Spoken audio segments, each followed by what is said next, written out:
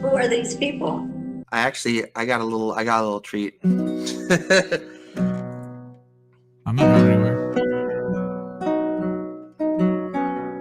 Some Randy Newman for that ass. Ooh!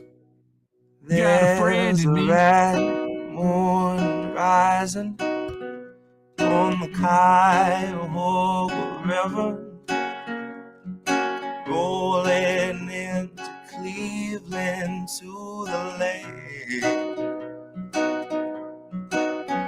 There's a red moon rising on the Cuyahoga River, rolling into Cleveland to the lake. Now there's an oil barge winding on the Cuyahoga River, rolling into Cleveland to the lake. Cleveland, city of light, city of magic. Cleveland, city of light, you're calling me. Cleveland, even now I can remember,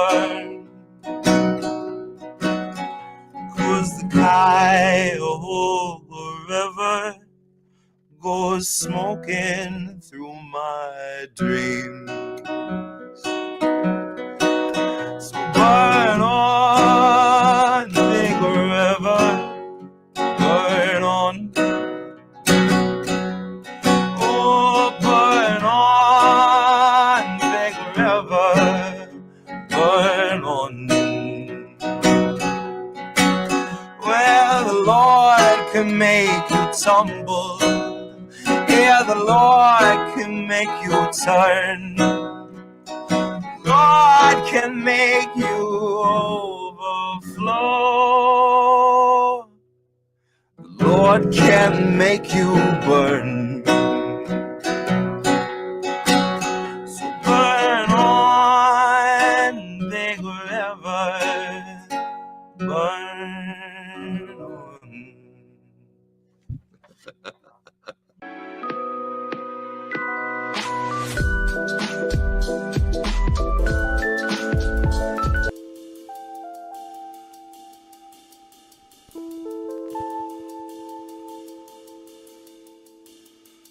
What about you, eyeballs? What did you see? It couldn't have been me, sir. I was front row in my AOC t-shirt, foie gras sucking on a press release, sir. My head down, fourth shot, good little sheep, sir. Sit down, sweetie. The adults are gonna speak first. They trust the science and they're terrified of research. Here to thank our healthcare heroes, they've been feeding to the burnout feet first. Until suddenly they dip mid-shift, take a header off a bridge. Such a shame, they were really such a sweet nurse. Now they'll never get the card and the cold slice of pizza meant to thank them for their teamwork. Now they'll never get the baggie full of checks mixed, which would be the one reward they'd see for the moms they had to intubate. And the countless cries of grief since we've been haunted by the specter of the C word. Now all the applause for our healthcare heroes rings a very hollow note because we played it out like Freebird. See, add the ones and zeros and our fragile checks and balances are checks for all the wealthy who have such unholy talents that we think it's patriotic that we all got zero balances. And re-elect Pelosi so she'll face our toughest challenges. Which is analogous to water for a drowning man. Nancy disregards our impoverished with a spiteful and dismissive little waving of her withered hand. 'Cause 500,000 freezing on the streets is Biden's winter plan. And I bet you swore they told you you were voting for a different man. But really all you wanted was a different man. It didn't make a fucking difference if he finishes the previous inhabitant's agenda and starts auctioning protected land. Biden's born to leap at any war a donor's check demands. To Turns out that you can't cure greed once it infects a man. Once they lose respect for human life and focus all their fucking efforts on the oil baron rescue plan. Honey, what are we to Hecuba or Hecuba to us that if she's starving we should give a damn? Why should we be moved to tears if someone isn't eating? We won't even recognize that food is essential to our being. It's just us and motherfucking Israel who will not guarantee that food's a basic human right. Because starvation is our favorite tool of genocide disguised as sanctioned democratic healing. That's me in the corner, losing my religion, gouging out my eyes and then dancing on the ceiling. Jesus fucking Christ, what a feeling.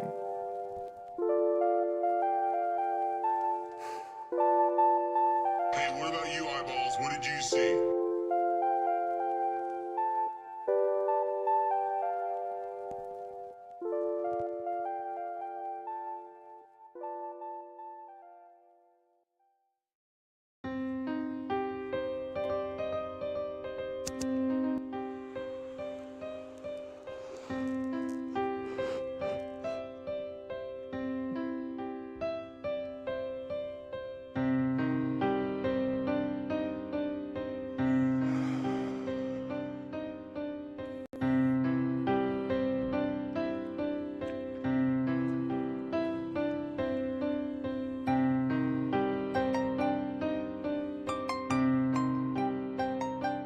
Our society and our world are full of these invented and built up and contrived facades. And sometimes some people come along with a hammer and smash that facade.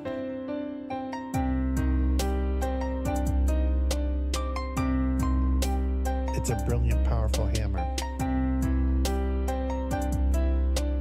It's a brilliant, powerful hammer to smash that facade.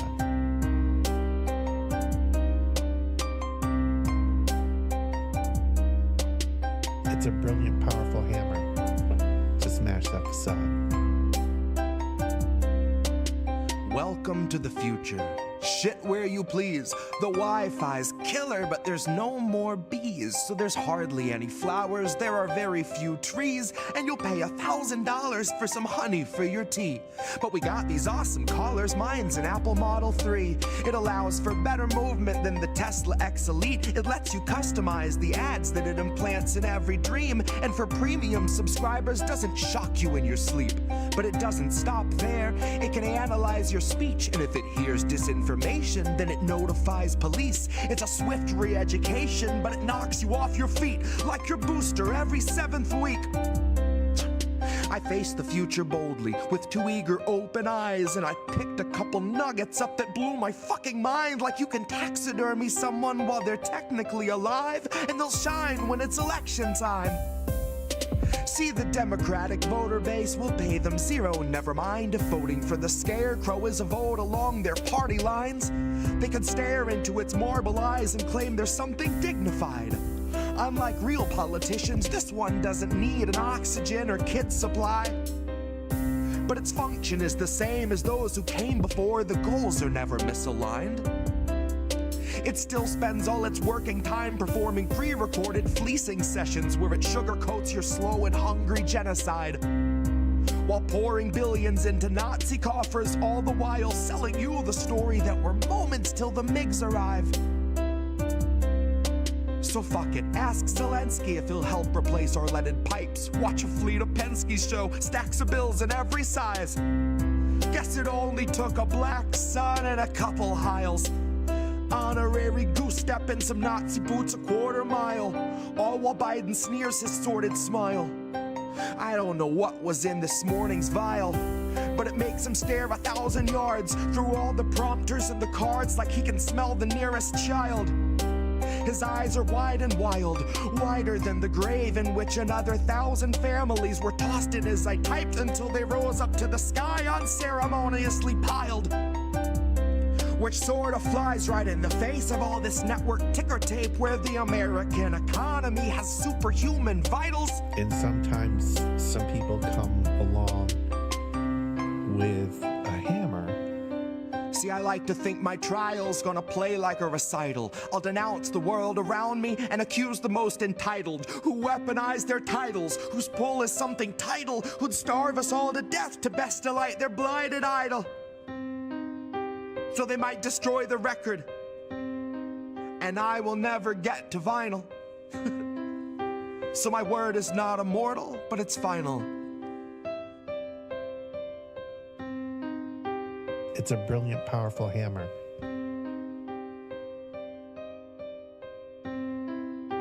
It's a brilliant, powerful hammer to smash that facade.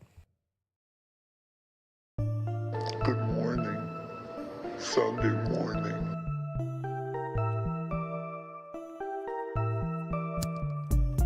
Good morning, Sunday morning.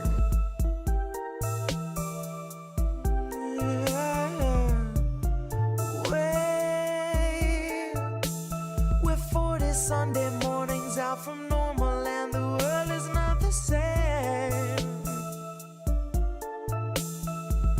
Said you waited for a warning, but the warning never came.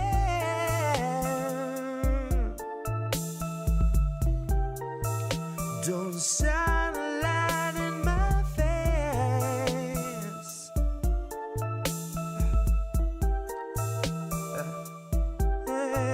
Nancy gonna cut you a check too late.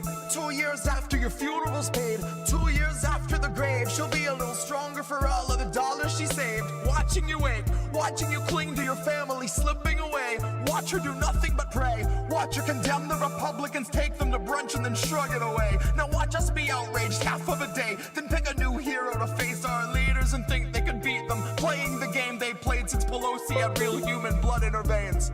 They're all one and the same, sold off stocks and they all maintain that the risk was benign and the virus was tame. Flash forward and 40 Sunday mornings fade, 250,000 people in its wake, and the cruise ship sailed today. So motherfucker, don't shine a light in my face. Wait. Good morning, Sunday morning. Good morning, Wait. Sunday morning. Wait. We're 40 Sunday mornings out from normal, and the world is not the same.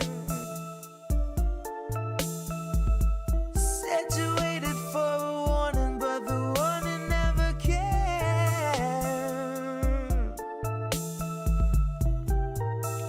Don't shine a light in my face.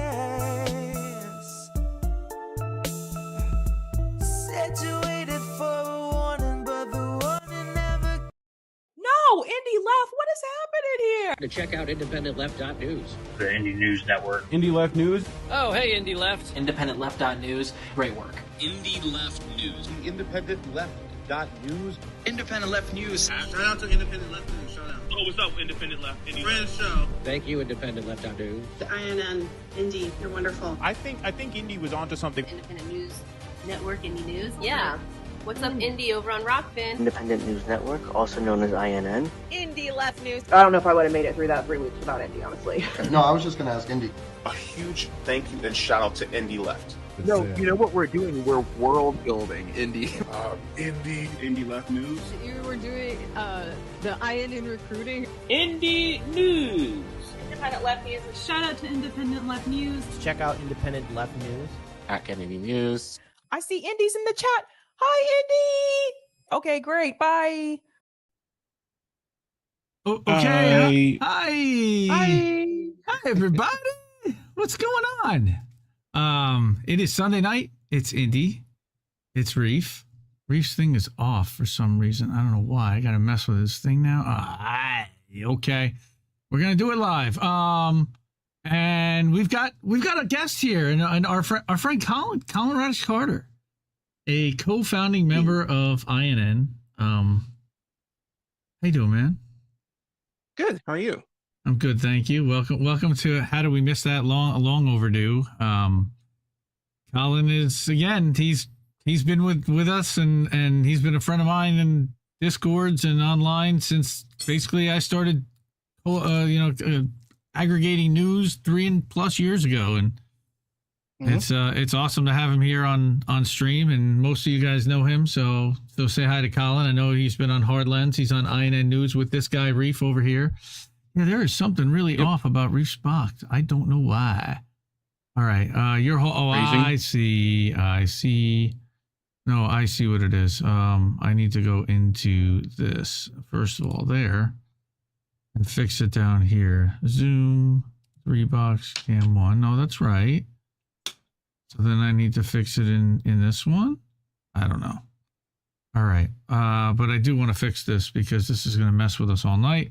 So we got a bunch of people showing up in chat already. I know that our friends over at Due Dissidence are live as well. I want to give them a shout out as always. They're good dudes. They've had us on, all of us actually, and they've featured INN, and we've had them on a couple, we've had them on INN News, and we'll do more stuff with them, I'm sure. They're doing the anti-imperialist thing with RBN and Hardlands, which is really cool. So let's see, where's Reef's box? There it is. Why is his Zoom thing not working there? That's so strange. This Reef? No. Nope, not that one. Okay. Yeah, we're all messed up. All right. So anyway, let's go back here. Thank you. It's been a week, everyone. It's been a week, everyone. It's good to see Oz and Nick, Dr. Nick, who has now been added to the scroll bar at the bottom. So, welcome everybody to How Do We Miss That? How Do We Miss That is a show featuring articles written by independent journalists who expose corruption, cover workers organizing, and environmental crises while challenging corporate establishment narratives and talking points. New episodes stream live Sunday nights at 10 p.m. on YouTube, Rumble, Twitch, Rockfin, Substack, Facebook, Telegram channels. Podcasts usually published within a day or two on Amazon, Google, Spotify, iHeart, everywhere you listen to podcasts. I'm Indy. I'm co-host. I am the founder and editor of the Indie Media Today Substack. I'm the creator of the Indie Media Awards, and I have it. You got it. Hopefully you all heard that. Nice. I gotta turn that on. Okay. Co-host of American Tradition with Jett on INN, and we had a killer Seuss Talica on Tuesday night. Producer for Bread and Circuses on INN with Chris, and executive producer for The Politics of Survival with Reade on INN, reading the whole resume. Yep. Associate producer for the Misty Winston Show on TNT Radio. So that's me. And then I got Reef over here. He's INN's technical director. He is the creator, engineer, and co-host of INN News. And we got the producer. He's also the producer for The Politics of Survival with Reade on INN, and the producer for Bitch with Comrade Misty on INN, also on INN. So, I love you, bitch. Thank you. So tonight we've again got special guest Colin Radix Carter. So I'm going to gush a little bit about Care Bear. That again, we've been friends, and why? Because just like you, just like us, you had not really been doing any kind of live streaming or anything until we all started this network. I mean, you've done a couple things. You were on Franco's show here and there, but you never did a consistent show, and you never really had like the kind of presence that you got now. And I love seeing it, and I'm so glad that INN was there, and the timing all just worked out. And look at what you're doing now, and you're killing it with INN News and going on RBN now every week, and really getting exposure and growth going on with Sabby, and being invited on Hardlands. And I love seeing it. I can't be more happy or proud for you, really. Thank you. And I have to say, I'm sure I've said this many times, but I mean, you saw something in me, to even ask me to be a part of this network to begin with. And I hadn't even streamed, and you basically asked me to be on the network after my first stream on my personal channel, which was an ordeal in of itself. And once I did it, and still, even then, I was like, why would you ask me, since I basically had no experience? But thanks to you and thanks to Reef, it's got me a little more confident in streaming and kind of sharing my opinion and not being afraid to express my opinion. But yeah, just giving me the confidence and the encouragement in order to do this work, because it is a lot of work, just behind the scenes, just kind of streaming and getting all the information right and taking the time to do that, and then thumbnails and then promotion, online and all that kind of stuff. But you and Reef have been great advocates for me and great friends and brothers in this. So I really appreciate you too in supporting me as I grow in this. Yeah, man. Yep. It's been a pleasure to see, and I know this is still just the beginning for all of us, and it's really exciting to see that this is just taken off. And you went to the Supreme Court, and I saw you outside there, and I seen what you did with Ayanna Pressley, and Cori Bush famously outside Congress. So again, people are I would think are pretty familiar with you so far, and they're going to get even more familiar with you, and I can't be more excited about that. So real quick before we start the show, do me a favor real quick. Go to Zoom. What do I do? No, you're okay. Top left, hit the little shield, and then find settings, and then go to video, and make sure HD is on. Settings. You can do that, please. I think that's on the other. I want to see if that. Yeah, you're okay. Why are we having issues with stream quality? No, it's showing. No, it's just this is a little blurry on my end, on like our end. I just want to make sure you're sending. Okay. Good video. Where's the setting? I don't even know where settings are. View. In video. Yeah, top left in the Zoom room, hit the shield button. Okay. Go to video. I don't have. There should be settings in there. Oh, I see. There's there's a little gear top right. Yeah, I got it. And then video. And then HD is set. Yes. Okay. Cool. Never mind then. Just Zoom's terrible. Okay. It's not your fault. Wonderful. It's not your fault. It's not your fault. It's not your fault. It's not your fault. Okay. I can't read it. There's good. No words there. I hope there are words there. But anyway. You might have to refresh your Twidget. Oh, really? Twidget? What's Twidget? I don't know. Why would I need Twidget? I don't need Twidget. I don't know. I don't know what words they're talking about. I don't. What is going on here? Help! Anyway, let's go to our main screen. Okay, let's not, because I'm not ready yet. No, that was just a show doc, everyone. I wouldn't mind showing that, but anyway, first let's go to yeah. Everybody laughs at me because India's freaking butchered mess when it comes to this nonsense. Thing sucks. Yeah, thing sucks. That's right. Absolutely, dude. All right, so now we're all right. Shout out to Big Man Crab, dude. This thumbnail killed me. He killed me tonight. All right, especially with the one in the middle. All right, because we're gonna do the first articles about Substack, and it features a friend of the show. And I was like, dude, I want to do like the Robert Downey Jr. from Tropic Thunder, and you never go full shitlib. So Joe, I asked Joe for one, and I remember he had done one back last year. But of course, his account has been banned, or his account was suspended. So I couldn't even find the tweet that had the graphics. So I was like, dude, you got to send that to me. And then Crab, of course, outdid me. So again with this thing, what is going on, man? What is going on? I think that I have the wrong guest one in my Zoom thing here. I think that's what's going on. If I look at the aggregate, guest one aggregate, hold on, let me switch to this, and turn to Zoom 3-box cam 1. There it is. Why is that doing that? But I don't know. We can fix it right here. Sorry, everyone. We're just fixing it on the fly. Boom, boom, boom. Boom, boom, boom.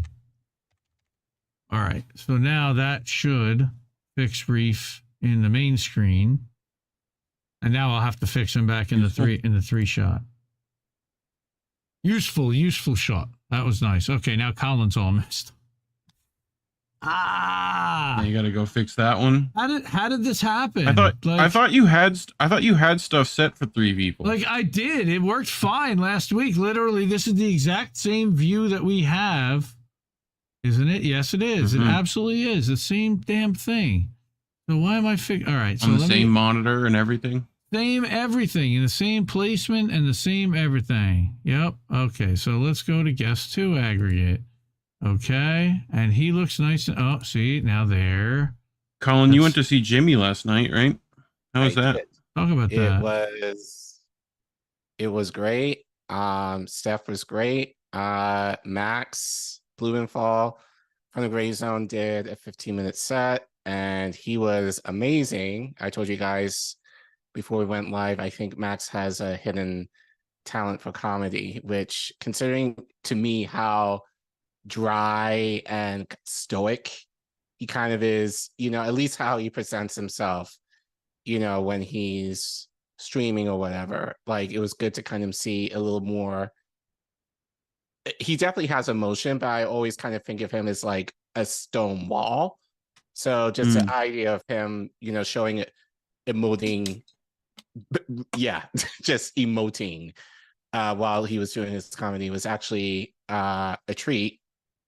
But yeah, I think he has a natural talent for it. So he did record it. So hopefully he does show that his set hopefully on YouTube at some point. But yeah, great show. If Jimmy is performing near you, I definitely highly recommend you'll go see him. But it was a great time. Sweet. Great time last. 2 thumbs way up, says Colin. Yes. All right. I don't know what's going on with this thing with Colin's screen, but I think it has to do with I think it has to do with like the folders and stuff and where this whatever goes. I don't know. Let's move Colin. There we go. Now we got his name badge here and move him up here, and now everything should look clean and smooth. Enough. All right. Yep. Sorry, everyone. We're ready to go. I'm a little off tonight, but we should be good. All right. So we got 3 stories instead of 4 because there's going to be 3 of us. We got Joe. Oh shit, Joe's in the house. Oh boy. All right. What's up, Joe? We got Joe. So let's talk about Joe. So first off, Crab outdid you, Joe. When it came to this article, Crab he nailed it. So this is, you never go full shit. So this is what we're doing here. But I had to pay homage, and this was Joe's, and I was gonna go with this one, and then Crab. Yeah, Crab got to be. Crab people. Right. So Crab People is he went out tonight on that one, but so let me go back to the 3 box and let's see how messed up that is. Oh, not terrible, good. And now we're gonna go escape here and go back to this, and we'll go back to our first article, which is from a friend of the show. Most of you know him as Crying Grim. Some of you know him with on an incredible name. Yeah, some of you know him on, and that was his Twitter handle. Some of you know him on Telegram as Pericarditis. Yes, pericarditis. Yeah, they're very funny. And on Substack, he is Rich Slutsky, and his Substack is Counterspin, Lies, Damn Lies, and Spin. He's been doing this for a while.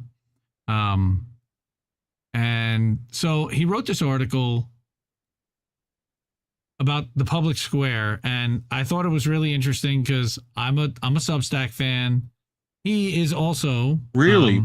We would have never guessed. I've never talked about it, and I've never showcased it. Not never once. done anything with it whatsoever. But he wrote this article about what? You can Substack, bro? Do you even Substack, bro? Like, all right. So if you click on the 3 dots, you can cross post this to your audience, by the way. Put a little note and send this to any one of the Substacks that you control. And I will be doing that. because this is a really good article that I think every one of the people that subscribes to my newsletter should read.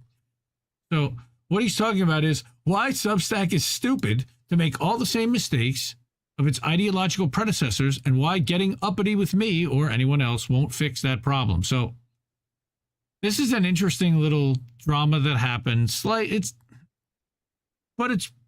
what's playing out on a larger scale. And that's why I wanted to bring it And here. look at that Gutenberg. That is. So he's talking Got about that the whole spinning wheel. Gutenberg. Model 9 Gutenberg. That's the early printing press. That's correct. The Gutenberg. So the printing press, he says, Rich, was a marvelous invention, wasn't it?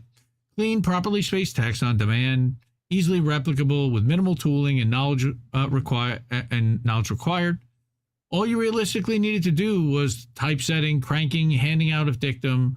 It was one of the few technological inventions to genuinely deserve the title revolutionary, for as much as we hear that word thrown around meaninglessly in Silicon Valley these days. So, speaking of Silicon Valley, there is an incredible museum there in San Fran where it's like of printing and like bookbinding. Very good. You should check that out. They probably have that printing press there. I'll bet they do. You know. So, but you also said dictum, FYI. Very funny. Actually, Rich wrote dictum. He might have written it just so that I wrote it. There's just so that I had to say it, and he's probably watching now, or he's going to watch on clip. But, so book transcription and publication, let alone translation, would take years, perhaps one's entire life, before the invention of such a machine. Yet, just 550 years later, the personal computer had already unseated it and made it largely irrelevant. The internet, global commerce, digital media, photography and art, 3D rendering and sculpting, music, and perhaps most importantly, instantaneous bidirectional text, voice and video telephony, communications, iMessage, Facebook. That stupid email from your HR lady that you forgot to reply to, and now you can't bring your fiancé to the company picnic. Modern life is pretty marvelous, I admit. For as many gigabytes fill our drives and terabytes that we transfer person to person and for personal edification. And it's funny, I did a whole thing on notes and we were posting our screenshots of our inboxes just to see who won and who had the most unread messages in their inbox. I think Brooke Hines won. She had about 96,000. I think it was about 96,000 for Brooke. Yes, it was Brooke who decided. So it can be a hazard, both physical and moral. It can be used for moral and good. It can be used benevolently or with indifference, and it can be used for nefarious, and of course it can be used for personal gain at all costs and any expense. Much like the printing press and handing out copies of your dictum, nihil sol sub novum Latin, there is nothing new under the sun. All right. So in this piece, which I'm counting here, he's counting as a follow-up to his stack published this time last year, which was Lies, Damn Lies, and Subterfuge. He links that there, and I'll link this in the description afterwards. Where he noted that a Substack, thank you, a Substack employee was either wittingly or unwittingly repeating nonsensical denialism regarding fascist organizing, both in the citizenry and military ranks in the Ukrainian state.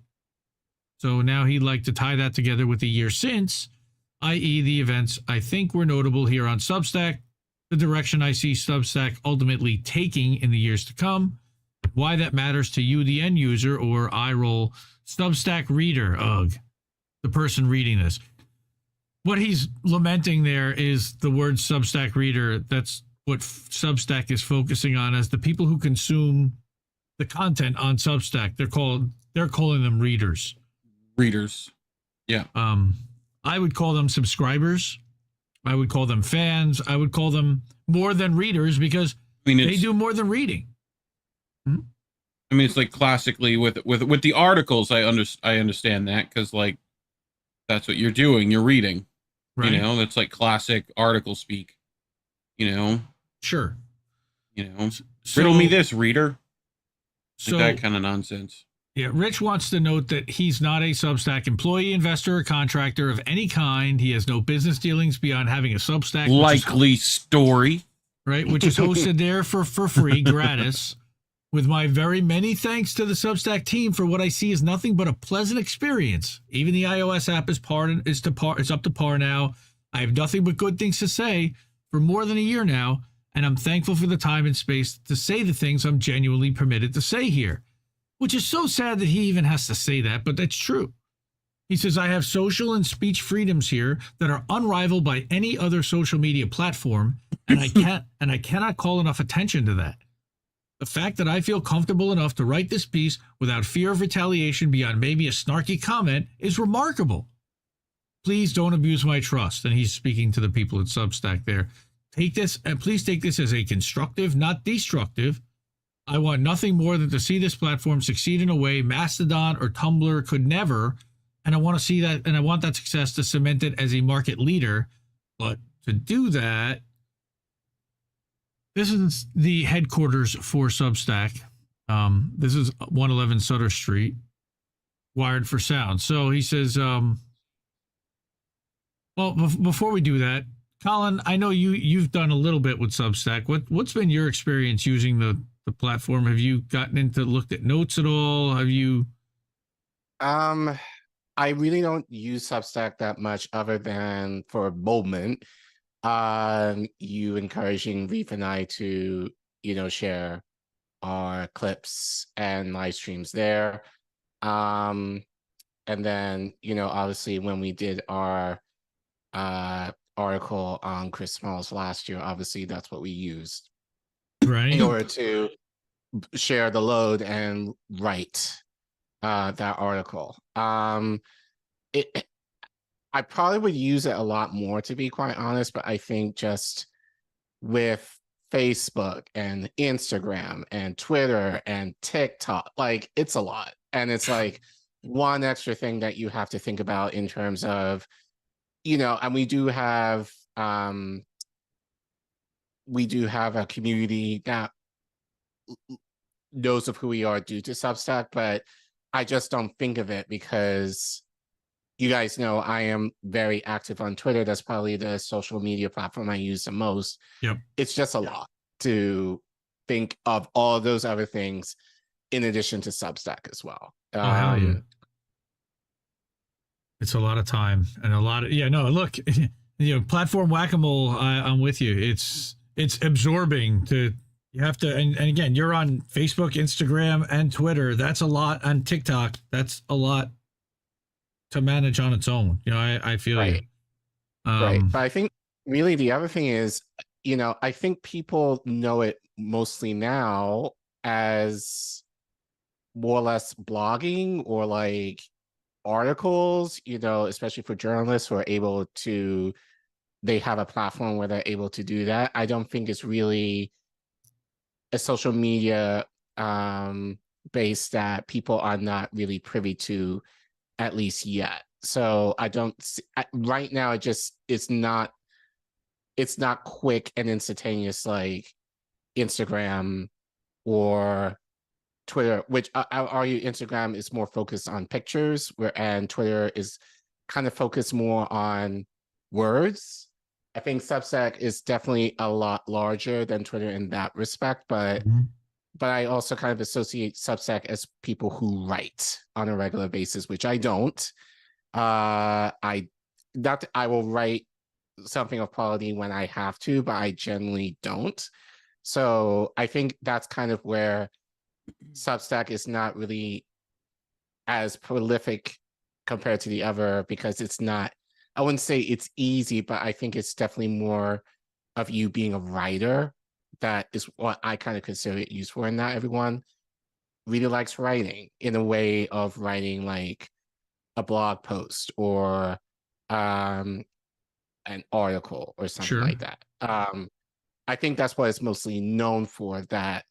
And yes, there are other features on Substack that you can use it for, but I don't think those are as popular on the platform as yet.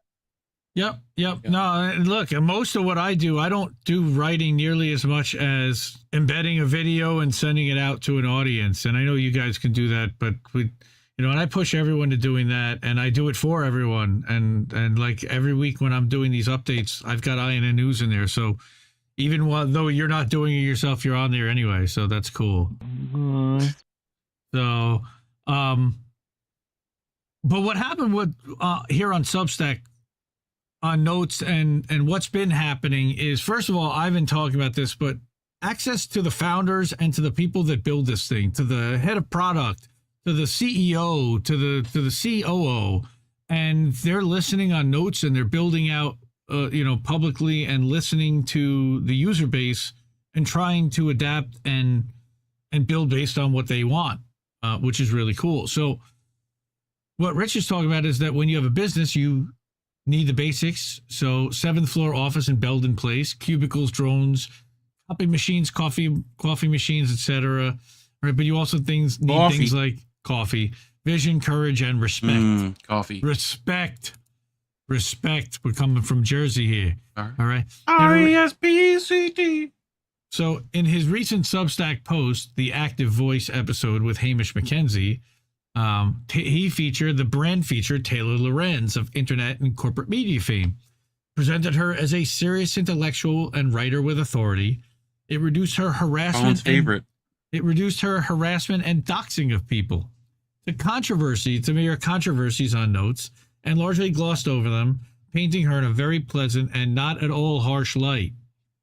This is a person who was fired, accountability, from a 6-figure media career with a large corporate establishment due to her antics. So this is to put aside by many other questionable behaviors online from her very recent past, including role reversal and self-victimization, something psychological and emotionally abusive people do to abuse other people. So I wasn't even really that familiar. I know people talk about Taylor Lorenz. Like, what did she do exactly? If you remember, so here's what she did. She doxed the Libs of TikTok creator, and this is the New York Post from. Yep.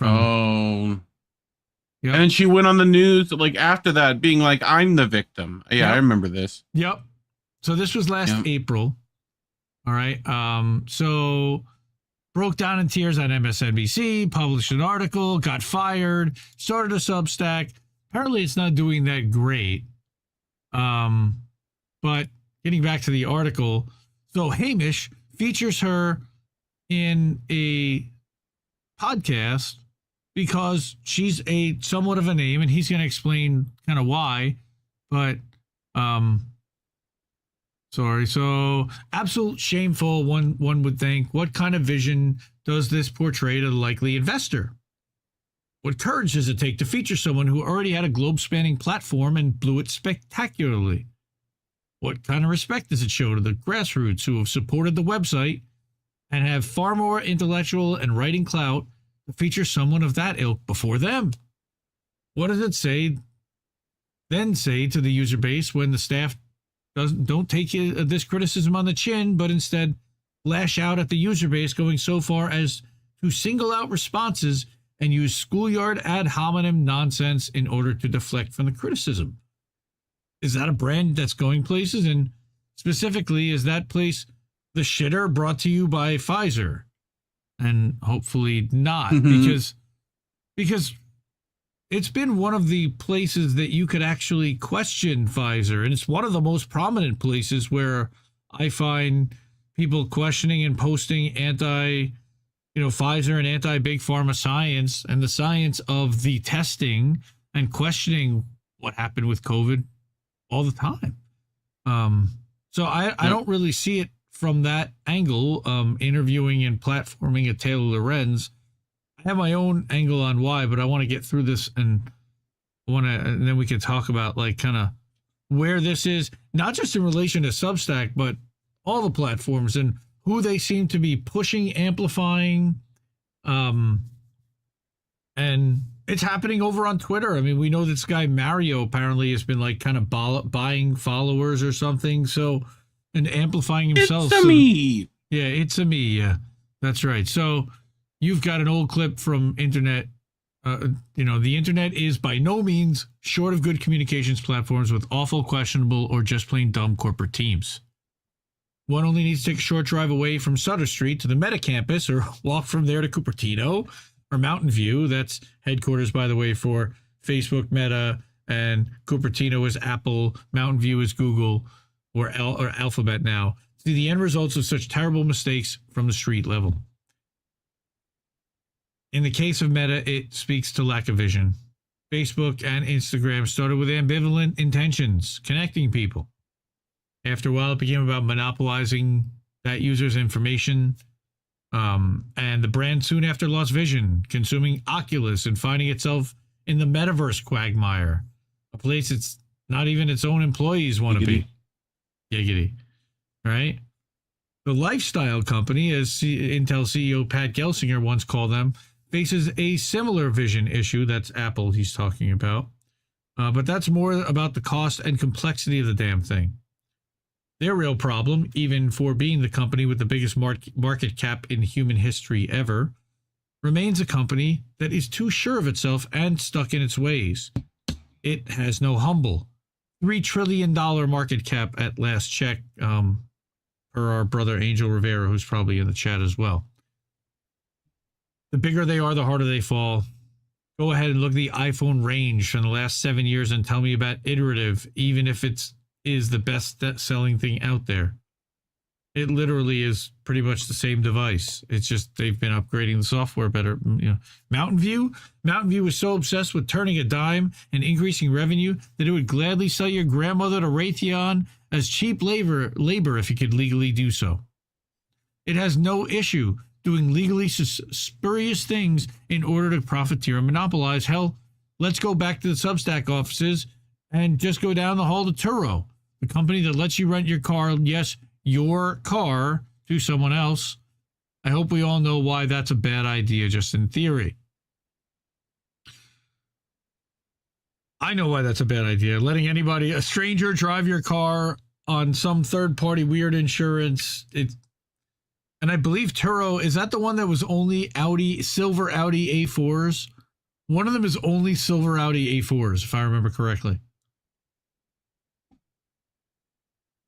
I have no idea what that is. One of the rental car companies, like you can get anything you want as long as it's silver Audi A4.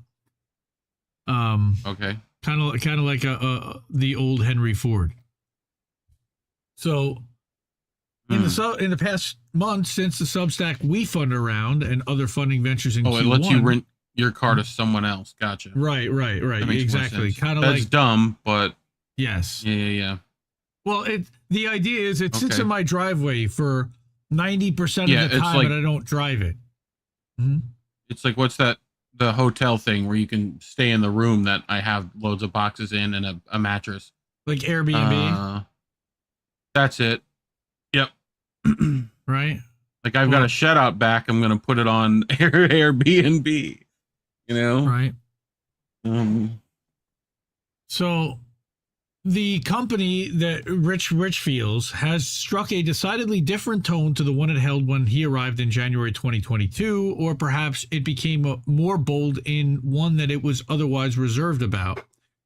As mentioned, I took exception with the podcast with Taylor Lorenz, but I also have concerns that run much deeper and all stem from the same place. So I don't know this meme, but apparently it needs no accreditation, according to him, the no bitches meme. I don't know this one. You guys? Oh, me neither. He says, again, Substack is but a budding brand, still finding its voice. It lacks the brand cachet of a Tumblr, a Twitter, or a Reddit, websites that have been established for untold decades, even though those come with their own baggage and problems. You won't see "Find us on Substack" written on your breakfast cereal, but you might see the Twitter logo. You don't see many brands here, though you'll find some people who work for various businesses and so-called nonprofits, quote unquote, representing their interests. You'll find their brand on Reddit and Twitter and maybe even Tumblr if they're like Wendy's and they're a little edgy. Why do brands do this? Well, in the hope of enticing new patronage. They want to expand the user base because it's profitable to use that as leverage to market to others and entice funding. Why do I mention this? Well, the website is clearly in an awkward period where it's too small to really monetize, but too notable to allow it to remain in the Wild West, as some call it. In order to grow the base, the orthodoxy must be followed, and speech must not be curtailed, must not just be curtailed, but the conversation steered in a specific direction. Again, I take umbrage with that, and we're going to talk about that. but this is Rich's take and opinion and his perspective on this. That unfortunately, as Twitter learned, the only people who care about this preordained neoliberal gospel are the already wealthy types like Ms. Lorenz, their few sycophants, some bots the wealthy, few paid for, and a crowd of opposition. So unless the traffic Substack is hoping to gain is the user base storming into the thread to point and laugh and call attention to the wrongdoings she did to others, which doesn't seem to grow the user base anyway. It doesn't appear that Ms. Lorenz brought any considerable audience with her, given her own Substack has less traffic than another of my least favorite people, Robert Reich. Yeah, right? So I'm not sure prominently featuring her was the draw that the team was hoping for. So he's wondering, like, why, right? And I'm wondering that too. And he says backfired spectacularly. And yes, a week or so ago, there was a joke going around about a Substackified dating site. I actually called it Only Stacks with 3 X's for writers to connect. Before that, we had the introduction of Substack Notes, a platform I enjoy but can't help but feel is merely cribbing the olden days of Twitter with some UI tweaks. And that's 2012 to 15, like when it was good. For what it's worth, I genuinely do enjoy this feature and use it a lot. As do I personally. That's Rich saying that, but he and I are very prominent and we're two of the more outspoken independents on the platform that I've found. Anyone who subscribes to this publication will know that we publish far more notes than stacks, and this will likely remain. It's a great sub-platform to expand one's horizons, engage in fair and honest discussion, and level criticism where necessary and praise when due. I would say he levels a lot of criticism, and I love him for it, but he's a big critic out there. He's got opinions, and I love him. So he says, we are not unfair or unkind as the user base, though we can be extremely critical. In the case of a Growing Fluff podcast with Taylor Lorenz, I have yet to see any criticism of the conversation that was unfair or just plain old mean spirits. I saw people pointing to her past behaviors. I saw people making mention of the light and friendly tone from Hamish. I saw people wondering why she was featured at all, given the severity of her past. I personally don't mind that she's here on Substack, as I and many others are happy to be. I merely don't understand what about her was meant to be a draw. If anything, this would be toxic to a brand. It makes me wonder if the vision isn't to merely rile people up in any way you can, which is the CNN way, and which, to be frank, sucks Rank Summers' ass through a hose. Yes. Yes, and yes. Totally agree with all that stuff, really. What do you guys think of this so far with Taylor Lorenz and Substack and being featured on a podcast? You know, platforms featuring writers that aren't necessarily in public favor, but with most groups, but with a certain group of people. Yeah, it just reminds me when Max Blumenthal went to the TrueCon conference where he confronted Rachel Maddow. Rachel. Right. And I think after he got kicked out, I think Rachel said something regarding him, something towards the lines of that Substack coming to a Substack near you. Oh, coming to a Substack near you. Yeah. So, I gotta add that to the soundboard. Someone send me that. Please and thank you. So smug. It also reminds me of recently everyone's favorite nice robot, Lex Friedman, decided to talk to Netanyahu, I think. Right? And like their argument is kind of this, I believe in the power of conversation and blah, blah, blah. It's like, yeah, there's some people you shouldn't conversate with. Like, they don't have anything worth listening to. Yep. You know? So, like, I'm not going to go talk to a person who's literally genociding people. I don't think that what they have to say is, I mean, I know Taylor Lorenz is a bit, you know, not as evil as Yeah, she's not genociding like anybody. Benjamin Netanyahu. Right. But I feel you. But I feel like that's the like Substack is taking that like, oh well, we're willing to have anyone and talk to anyone, and it's like there is limits to that.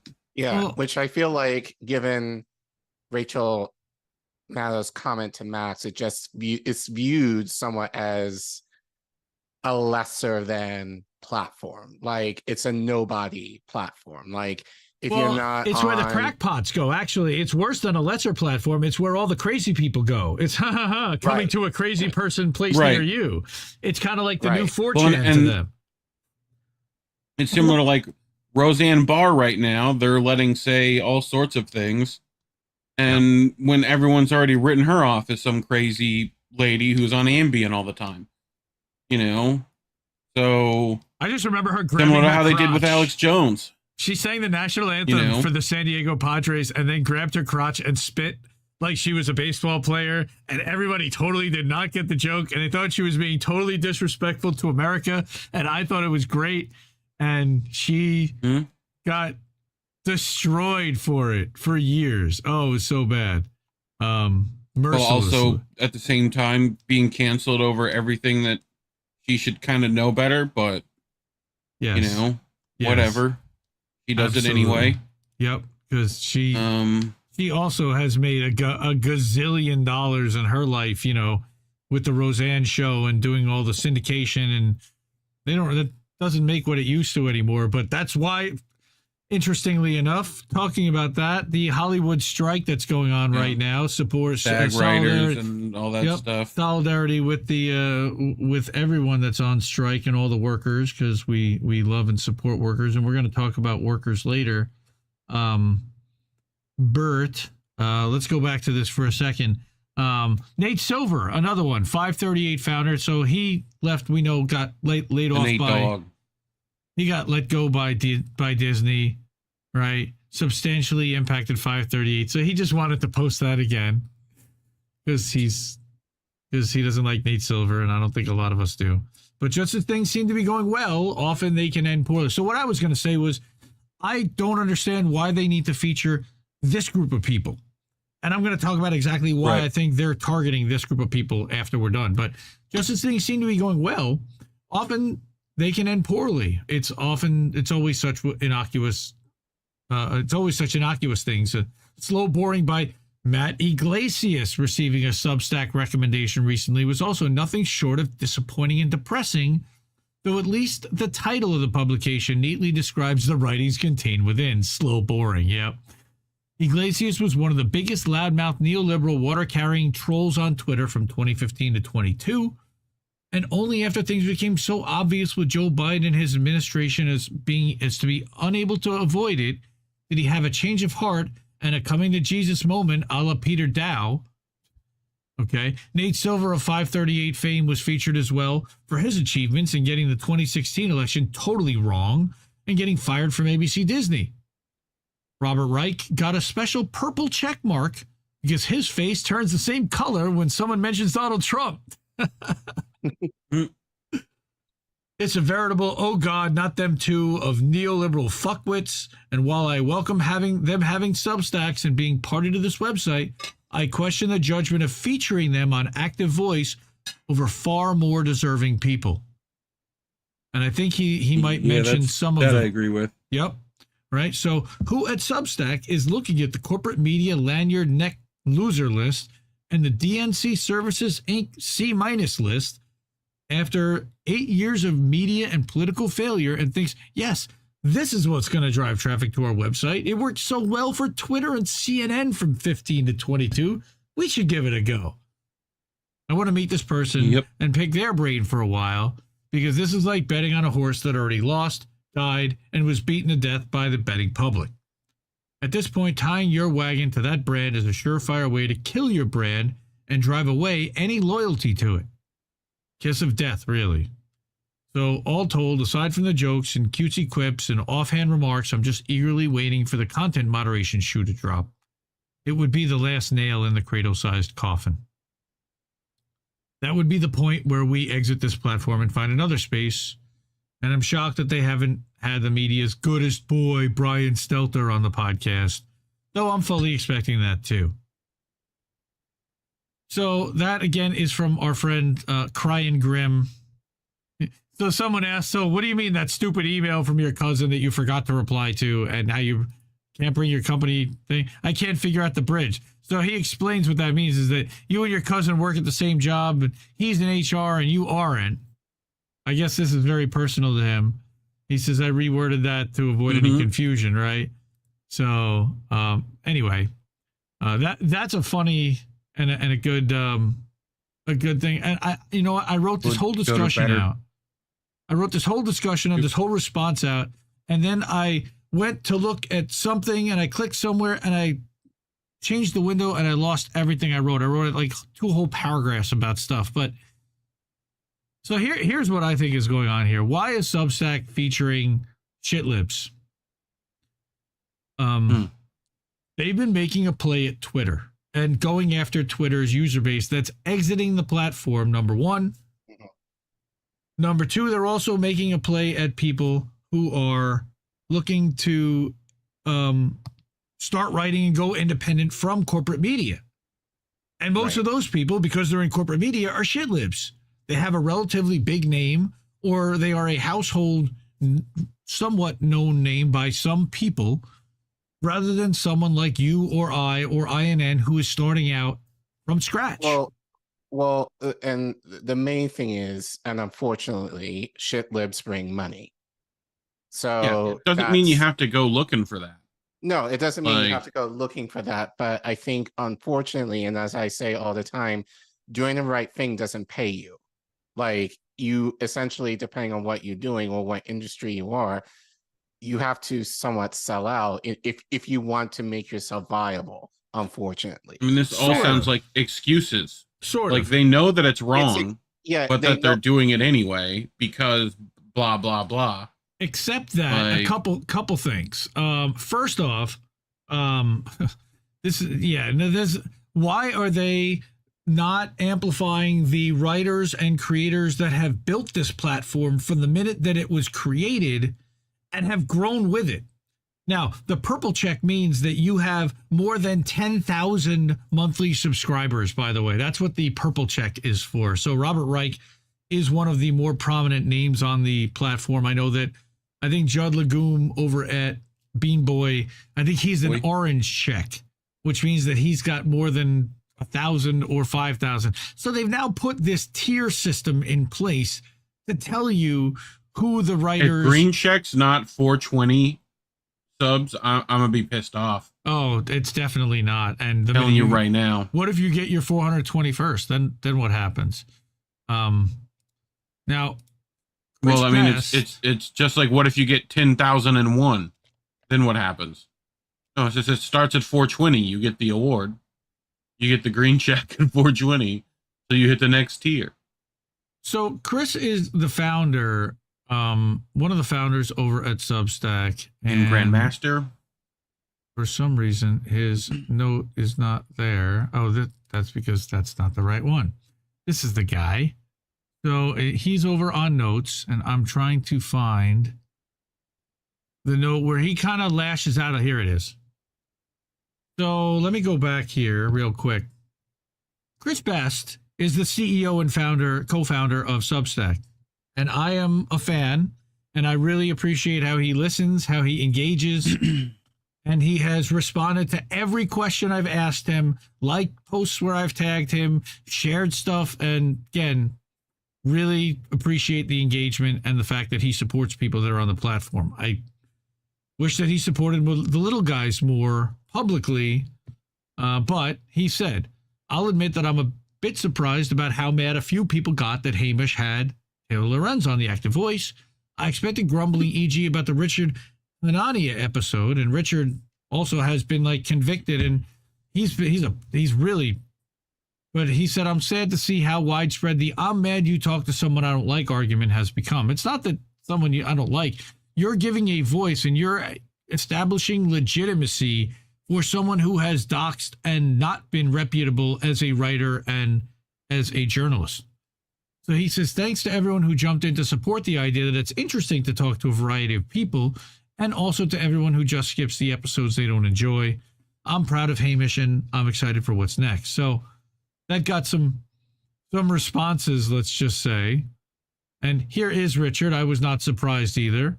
Richard, and I'll talk about Richard in a little bit. I'm not, I don't remember exactly the story, but I remember that it wasn't good. And I know that our friend cried. You can see that I'm a bit surprised at how they're promoting writers who are already established rather than ones within the community working hard to become established. That's right. That's my biggest contention here. And trying to piggyback. Now they have gone after hard the neoliberal journalist community that was on Twitter and has decided to make an exit for Blue Sky and Post. And I think that this, in the podcast world specifically, because I think that most of us are not really in that podcast world, we do more live streaming than podcasting, though this is a podcast. I think it gets 25 listens a week, whereas we get hundreds to thousands of views on our live streams and clips every week for it. Rich did have a feeling and a response to Chris, and he says, I'm going to be honest, this platform continues to focus on PMC neoliberal ghouls, Reich, Lorenz, and so on. And they aren't adding anything to the discourse here. There's no audience it's playing to. In fact, if anything, it may be losing this brand credibility in the eyes of us who've been skeptical of these horrible people for years. Now, Jordan Schachtel over at the Dossier, which is another Substack that I subscribe to, he had something to say about that here. Maybe it wasn't here. It was over on Notes as well. But he's like, oh, I guess they're never going to feature my work. And I can understand why he would feel that way. Substack Notes is a great platform. By the way, this guy, Mills Baker, is awesome. He's the head of design and product. Big fan. He also responds to a lot of stuff. And they're building in public. You know, CJ Hopkins, that's one of the writers I would like to see them feature, for example. Here's Steven Donziger. We're going to talk a little bit about Steven Donziger later. He's going on a tour, folks. Okay. So this is just now what I like about Substack. One of the things with Twitter, you can following. That's your subscribed. So all the Substacks that I subscribe to, the people who are on Notes, that's just the people the things that they share. And then these are my subscribers, or the people who subscribe to my Substack as well. So Jordan Lee Cantor, who restacked that, thank you so much for subscribing, Jordan. All right, so I think that they're just trying to appeal to a neoliberal writing community that has a mass audience because they think that it's going to attract more people. But I don't see the MSNBC Robert Reich audience as one that's coming to Substack and Substack Notes from Facebook. Right. I don't see that either, because as I said, like, unless I don't see it, I feel like Substack to me is like Twitter on steroids somewhat. And I think what is appealing to those platforms is that, I mean, the exception of TikTok, where you have to take time to kind of create clips or whatever, like Twitter, Instagram, Facebook, what's good about them is usually you put a picture or you have a few words of text and that's it. It's relatively quick. Substack, depending on what it is, it's more work. It can take more time. Yes, it can. It can take more time. And so I feel just with that, I don't think, because people want to have it done within a few seconds. And if you can't do that within a few seconds, I don't think it's going to have the same appeal. I think it works well for us in what we do because we use it more as marketing, because I think essentially our clips are essentially the articles, just in more visual format. But most people are I also think... Go ahead, Reef. Well, I was agreeing with you mainly. Most people are not. It's like the little things, right? Like people are real fickle animals, and if there's like any roadblock to the dopamine that they're trying to get, they're not doing it. Like, even if it's like I've got to go first, I've got to search Substack. I gotta want to do that because you're gonna have to, because Twitter's not gonna let you see any links of it if you're already on there. Like, you then have to then in a separate location in Substack itself, or you have to go download the app, which is another step. Right? Like, there's this notes platform that they're trying to push, which is great. Like, supposedly, like, to the 5 people that are on it. Well, there's more than 5. I mean, Caitlin Johnstone's on it. CJ Hopkins is on it. Matt Taibbi's on it. Yeah, because they were on it. They were already on Substack. Right. No, it's not. So bringing for them, new people, it's not bringing new people into Substack. It's one step. Agree. It's basically right. It's Twitter inside Substack, effectively, for Substack writers and people to be able to I've found and connected with so many new people thanks to notes that I wouldn't have ordinarily done otherwise. So it's certain, and it's helped grow my Substack as well. I do see them. I don't like how they're showcasing. Yeah, I just think it's still too niche. And I don't think it's going to attract the people in a way that Mastodon has, that Blue Sky Social has, because those platforms are easy and more user-friendly to people to use. The idea for Substack generally is, and I think again for us, it works for us because we're able to put up a clip, and have that be essentially our article. Most people are not going to do that, and they're not going to necessarily spend, it's like essentially like a live journal, and even with that, I would argue that it attracted some people. It's not going to have that broad appeal unless Substack is going to design it in that way. But then if you do that, it's just what happened with YouTube. It was more or less where people who were looking to create content were able to do it, and then it became what it is now. It's become more mainstream. It's become more socialized now. So no, not socialized, but it's basically become more corporate now. So so many YouTube creators, not even in the space, but just generally complain how restricted they feel in terms of the content that they can create, just due to all this, is a lot more strict now. Whereas back, basically in the early 2010s when it started, it was a lot more freeform and a lot more variety and a lot less restrictions of what you're able to do. So I get the argument here, and I'm not sure if you can make it a happy medium necessarily, where it can be more user-friendly without changing the vibe of Substack. So Dr. Nick, it's tricky. Dr. Nick is asking who's their target audience, and the truth is that Substack is just literally like a vehicle for anyone that wants to create a Substack.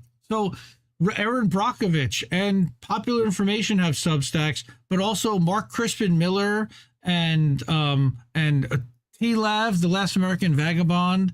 The Convo Couch has a Substack, and we've gotten Hardlens to open up a Substack. But Caitlin Johnstone that's one of the main platforms that she writes and publishes on. But she also embeds her SoundCloud, and you could also listen to watch the YouTube video right on the Substack. That's the idea. Is that I look at Substack more as like a WordPress type of publishing platform that you can put audio, video, images, embed stuff from different websites, schedule, engage with the community, have comments, and then share it to its own social media as well as to the broader social media. Now Twitter's pissing, they're having a pissing contest. Twitter's blocking links. So what do? They give you images to share on Twitter to kind of get around that. But all right, that story ran a long way. I did want to get at least to the ALU story and to Amazon labor and what's going on over there, because we've done some work and some research into Chris Smalls and Amazon labor, and we have some thoughts and feelings about this. So what happened was that Seth Goldstein, he's the lawyer for one of the lawyers for ALU.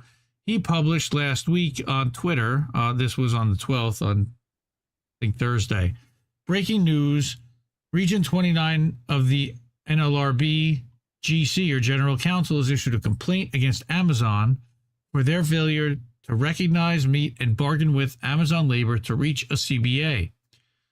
So that's a good thing. It's basically ordering Amazon to come to the table. It's laying out that they've had unfair labor practices and documenting what's been happening and telling them they have to post things in the break rooms and they have to post things in the employee bathrooms and stalls, telling them about their rights and what's happening and the fact that there needs to be a vote and that they are being recognized as a union and they need to negotiate a first contract.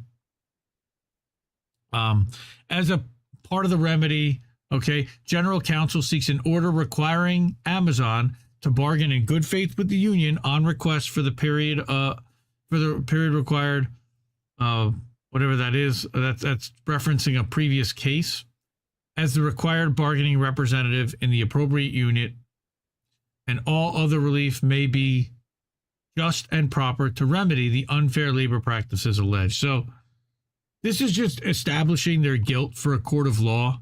So when Amazon labor, if they decide to eventually sue Amazon for not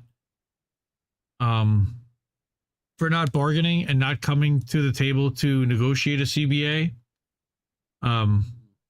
they've now got NLRB backing and consent from the General Counsel to the NLRB. So that's a good thing for Amazon labor. Now, NLRB is a government agency. They're affiliated, of course, with the Biden administration. So that's interesting. Democrats and labor, and we've been talking about that quite a bit. So that's a win for Amazon labor, at least for the workers, that they're being ordered by the NLRB. Now, NLRB can issue fines and they can issue all kinds of shutdowns. They're not going to. So that's the first thing.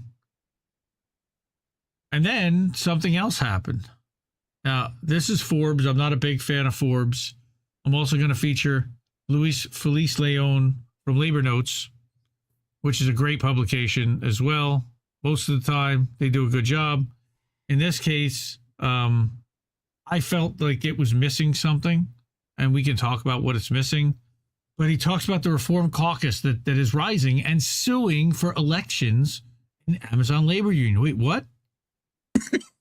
Yes. What? Yes, they are suing. So this brightly colored union posters that adorn the bus stop by the Amazon Staten Island JFK warehouse are gone, replaced by a legal letter from January demanding that the company negotiate with the labor union. Amazon has yet to recognize the union, let alone negotiate. Right. So that is Luis's photo himself. He's the writer of this article. He says, 1 year after the landmark union victory at JFK 8 on Staten Island, the brightly colored posters that once adorned it are not gone. This was the bus stop from which Chris Smalls, Eric Palmer, Connor Spence, Gerald Bryson, Jordan Flowers, and others launched an insurrection that won an unprecedented union authorization election at the 8,000 worker warehouse. The posters have been replaced by a torn letter dated January 17th. of this year, asking the company's lawyers to begin bargaining and recognize the union as the exclusive bargaining agent. But as we know, Amazon is still refusing to recognize the union, much less begin negotiations, and elections to unionize other facilities with ALU have been unsuccessful so far. And that's specifically ALB1 and the one in Staten Island as well. I think ONT8 has filed, but they have not had a vote internally yet. And then there's Kentucky that's organizing, I think, through the Teamsters or SEIU or maybe it was even RWDSU.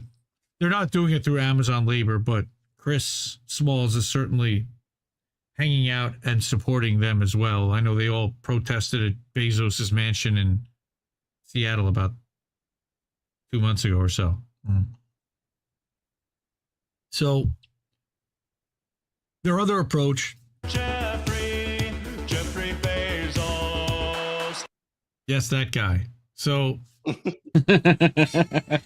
in the face of this stalemate, two approaches have emerged, and they are in conflict, which is the current leadership, including Small, seems dedicated to assisting members individually and for a while emphasized supporting other warehouses to attempting to organize for a while. The other approach, which is advocated by the 80-worker ALU Democratic Reform Caucus, is to increase the heat on the shop floor to push for a contract. Today, the caucus filed a lawsuit in U.S. District Court in Brooklyn to reform ALU's constitution and hold an election for officers, according to a press release. Wow. Okay. Look, we've been talking about Chris Smalls like not being at the helm and going and doing world tours, and we wrote about this back last fall. I know Colin's gonna have a lot to say about this. Let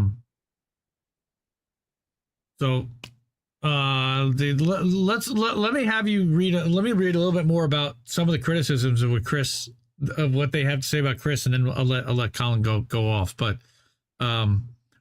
caucus members say they've run into conflict with the union's board, which was self-selected at the beginning of the fight and has appointed new members to its ranks, but has never been put to a vote.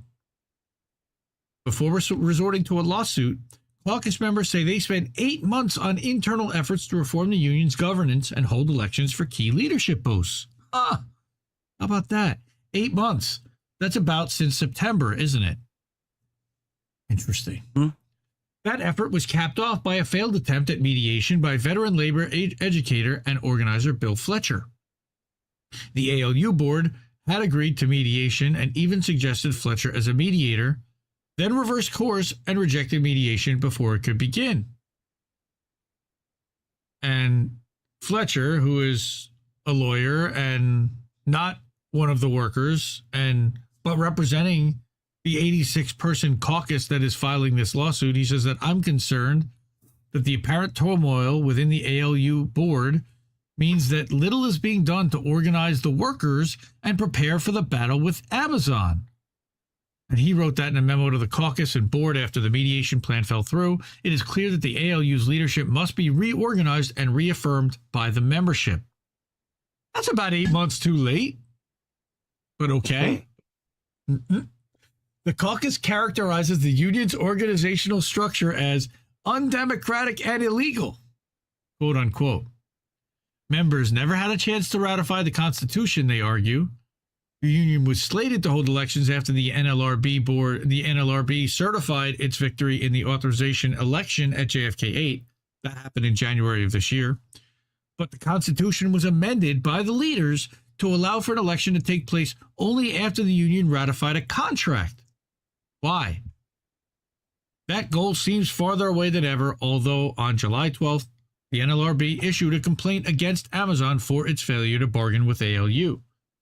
Great. So what happened here? It's a shift in union culture. So caucus members say that they are leading the union organizing inside the warehouse with a bench of 50 active organizers and hundreds of supporters. Their goal is to build power to win a strong contract. Notice whose name they have not mentioned so far. Yep. In order to do the kind of organizing necessary to take on Amazon and get a strong contract, democracy is key, said Connor Spence, who's a co-founder of the union and its former treasurer, via text message.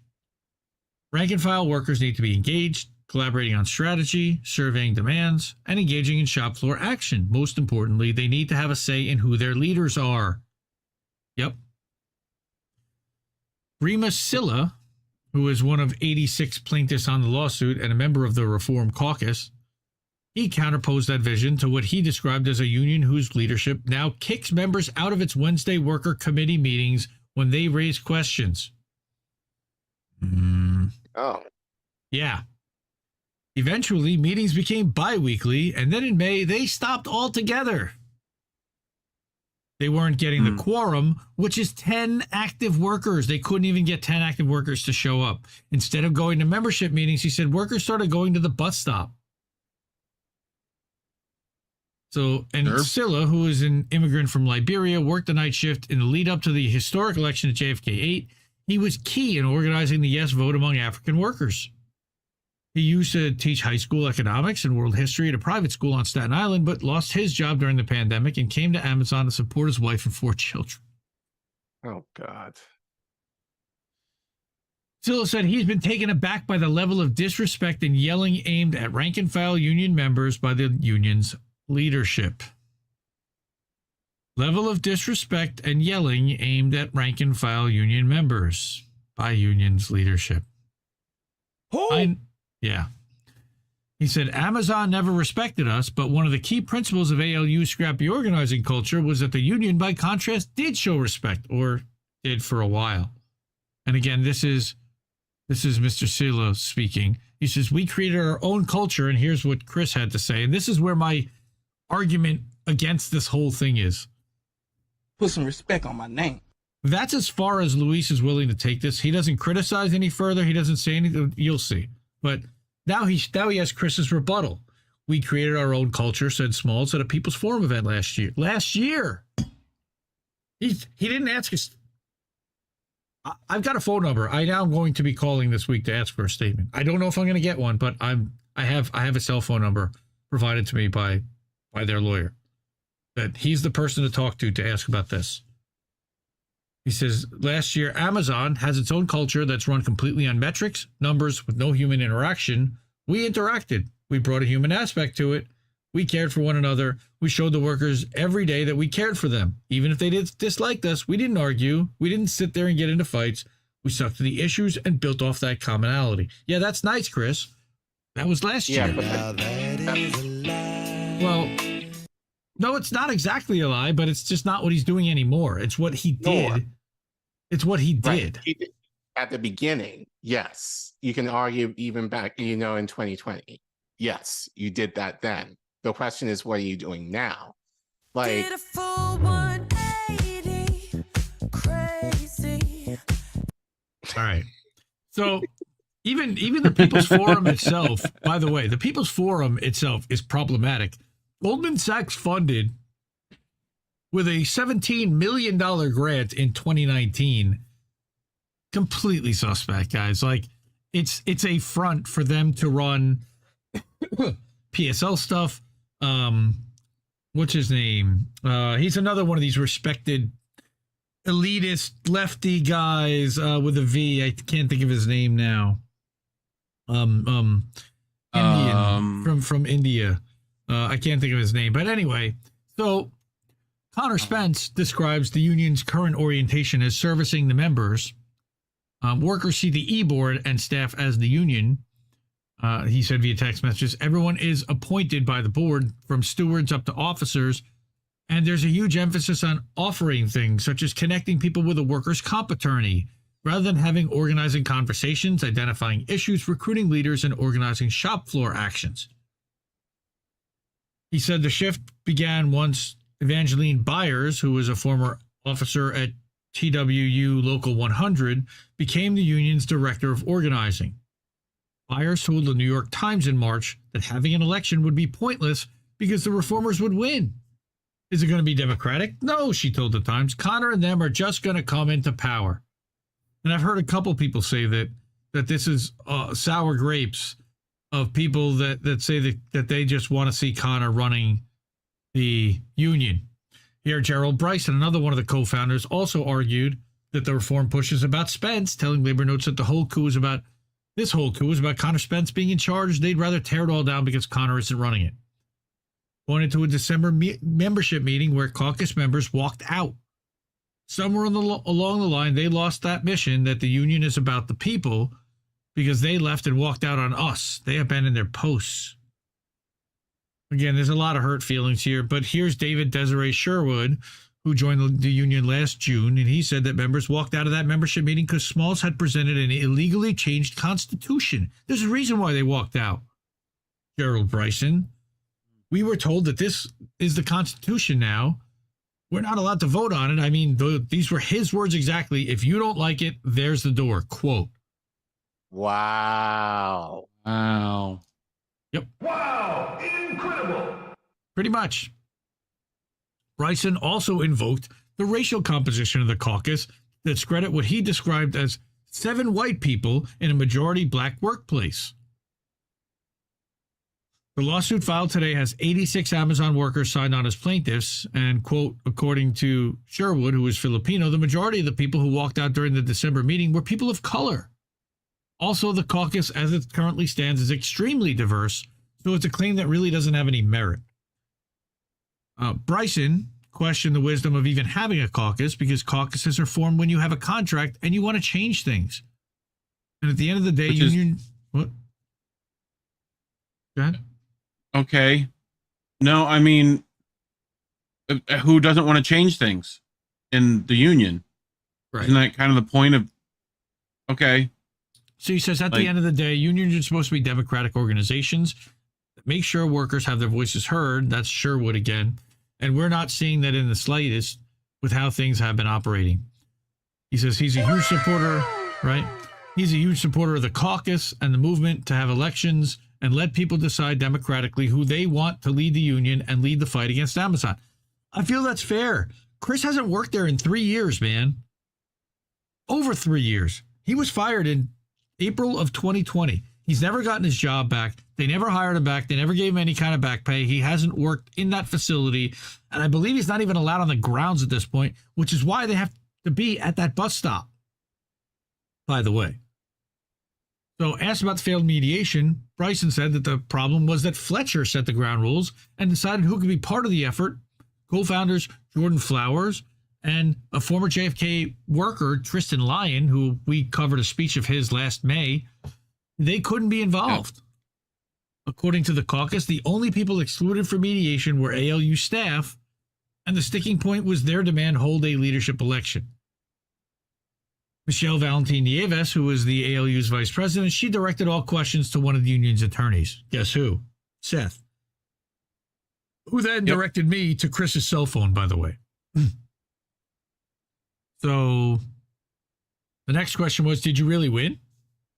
And so Luis says last week when he visited JFK to interview workers, no one mentioned Smalls by name, but they remembered fondly the culture of solidarity and care, the sharing of food, and organizers responding to worker complaints outside the warehouse or in the cafeteria. Talk of the union was on everyone's lips as they waited at the bus stop after their shift or took a break on benches outside the facility. In more than 20 interviews, the issues that rose to the top were workplace conditions and Amazon's refusal to bargain. Kenny Oretuga said that he had voted for ALU because he wanted a boost in pay and more time off. He continues to support the union and blames Amazon for stonewalling, which they are. Which is the pushback we get every time we talk about the leadership is crap. Right. Well, it's Amazon's fault. No, how about like that? Right.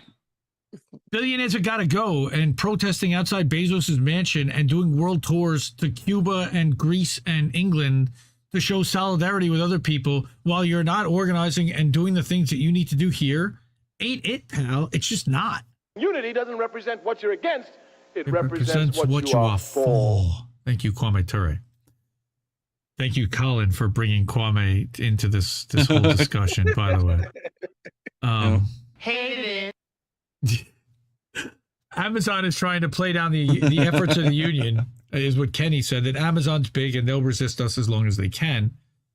And here's Brianna Lewis. She remembered when the ALU began organizing, she had just started working at Amazon. The union was everywhere. They're outside in front of the building. They were making calls. A constant refrain among workers if a problem arose was, go to the ALU people. They'll help you with whatever. Now I feel like it dried out, is what she says. The labor union won, but I feel like, yeah, they won on paper. Amazon's still standing, and they barely speak about the labor union inside. So did you really win? This is from a worker inside. Yeah. The Mammoth Warehouse now employs... Yeah, that's what she said. The Mammoth Warehouse now employs somewhere between 5,000 and 8,000 workers. I don't think there were that many then. I think there were about 6,000. The Reform Caucus gathered 822 signatures on a petition calling for an election of ALU leadership, which is pretty substantial. Even though it's only 10% of the workforce, what percentage even voted on ALU to begin with? Because not every what about the 10%? Not every member of that facility is actually, I don't believe, is a member of the union. They didn't all vote on it. I don't remember. I don't remember if every single one of them from top to bottom is, or if it's just the warehouse workers in the warehouse. But they've got drivers, and they've got office staff, and they've got executive staff. They've got other people that are not part of the union. The reformers say they've never been better organized than the warehouse, and despite the internal discord, workers still want their union, just one that brings the fight to Amazon. I think that we've talked about that. So this is one of the things that's been happening, is that the working conditions have only gotten worse with write-ups for time off tasks, or TOTS, which is any moment not spent working. Handheld radio frequency scanners that these employees are now required to carry track and record workers' productivity down to the minute, and managers use the information to punish workers who fall below their quotas. We talked about this, Colin, when we interviewed the Amazon workers last fall, summer, and fall, right? Yeah. So dozens of workers at JFK 8 blame TOT for what Lewis described as random write-ups. If your stomach hurts and you're in the bathroom, they'll write you for TOT. It's write-up after write-up. Sometimes they've come as surprises. We've known plenty of people who got fired after write-ups over write-ups they never even knew about. So here is a woman named Felicia Price. Now, this is another story we've seen quite a bit. She's only been here for 3 months, but turnover sky high. Like many of her coworkers, she worked for Amazon before, but in another facility. To make it to the far west of Staten Island, she commutes 3 hours from Coney Island each day. Christ. Felicia. Probably. Hi, Felicia. She's taking public transportation because it doesn't, driving, you know this, Indy, because you're in the New York area. Like, it doesn't take that long driving. She's definitely taking public transportation, and her job isn't paying her enough as a temporary worker to be able to afford a car yet. But though she hasn't connected with ALU, she said what she wants to get, that she wants to get involved, and it would be good to have a shop steward in meetings with management to get accommodations. So that's good. She says, we need a union, and if my doctor's saying that I can't perform this certain activity, I shouldn't have to argue and go back and forth with management about what my doctor's notes say. The only thing that I will say about that is that if her job and her role requires her to do a certain physical thing and she can't do it, and that is the sole job that she is required to do, she shouldn't be there. She shouldn't be there. Like, they shouldn't continue to, they shouldn't reassign her, which is what she's effectively saying as a union member. No, like, if you can't do a certain, especially like if a physical position, like that should be on the job description. Right. Typically, if you can't do it, you're not hired to do it. So it's the idea here is just Amazon is just getting whoever they can. Right. You know, without consideration of their needs, health needs, or whatever. They just need bodies to take out these orders. So really, unfortunately, she has no spot. She shouldn't have taken the job if that was going to be the issue. But that shows how desperate she is if she's willing to travel 3 hours one way to get there. And it may be both ways. And it'd be other work for someone ways. like her. But even still, 3 hours of commuting each day to work an 8 or 10 hour day is it's sad that wild. Why for that much money, right? So Fianton Barkley voted for the union last year, then left Amazon. She's been working there on and off since the facility opened in 2018. This is what they do. They let him go. They hire him back. The day of my visit happened to be her first day back, and she was a bit anxious, pacing back and forth by the bus stop. But she's kept up with news through the Citizens app. That's internally and talking with other members of our Staten Island's tight-knit Liberian community. So she said that Amazon wants everything out so fast. It's orders. But at the end of the day, when we clock out, she made heaving sounds like an exhausted worker struggling to catch breath. We're tired, and what are we getting out of it?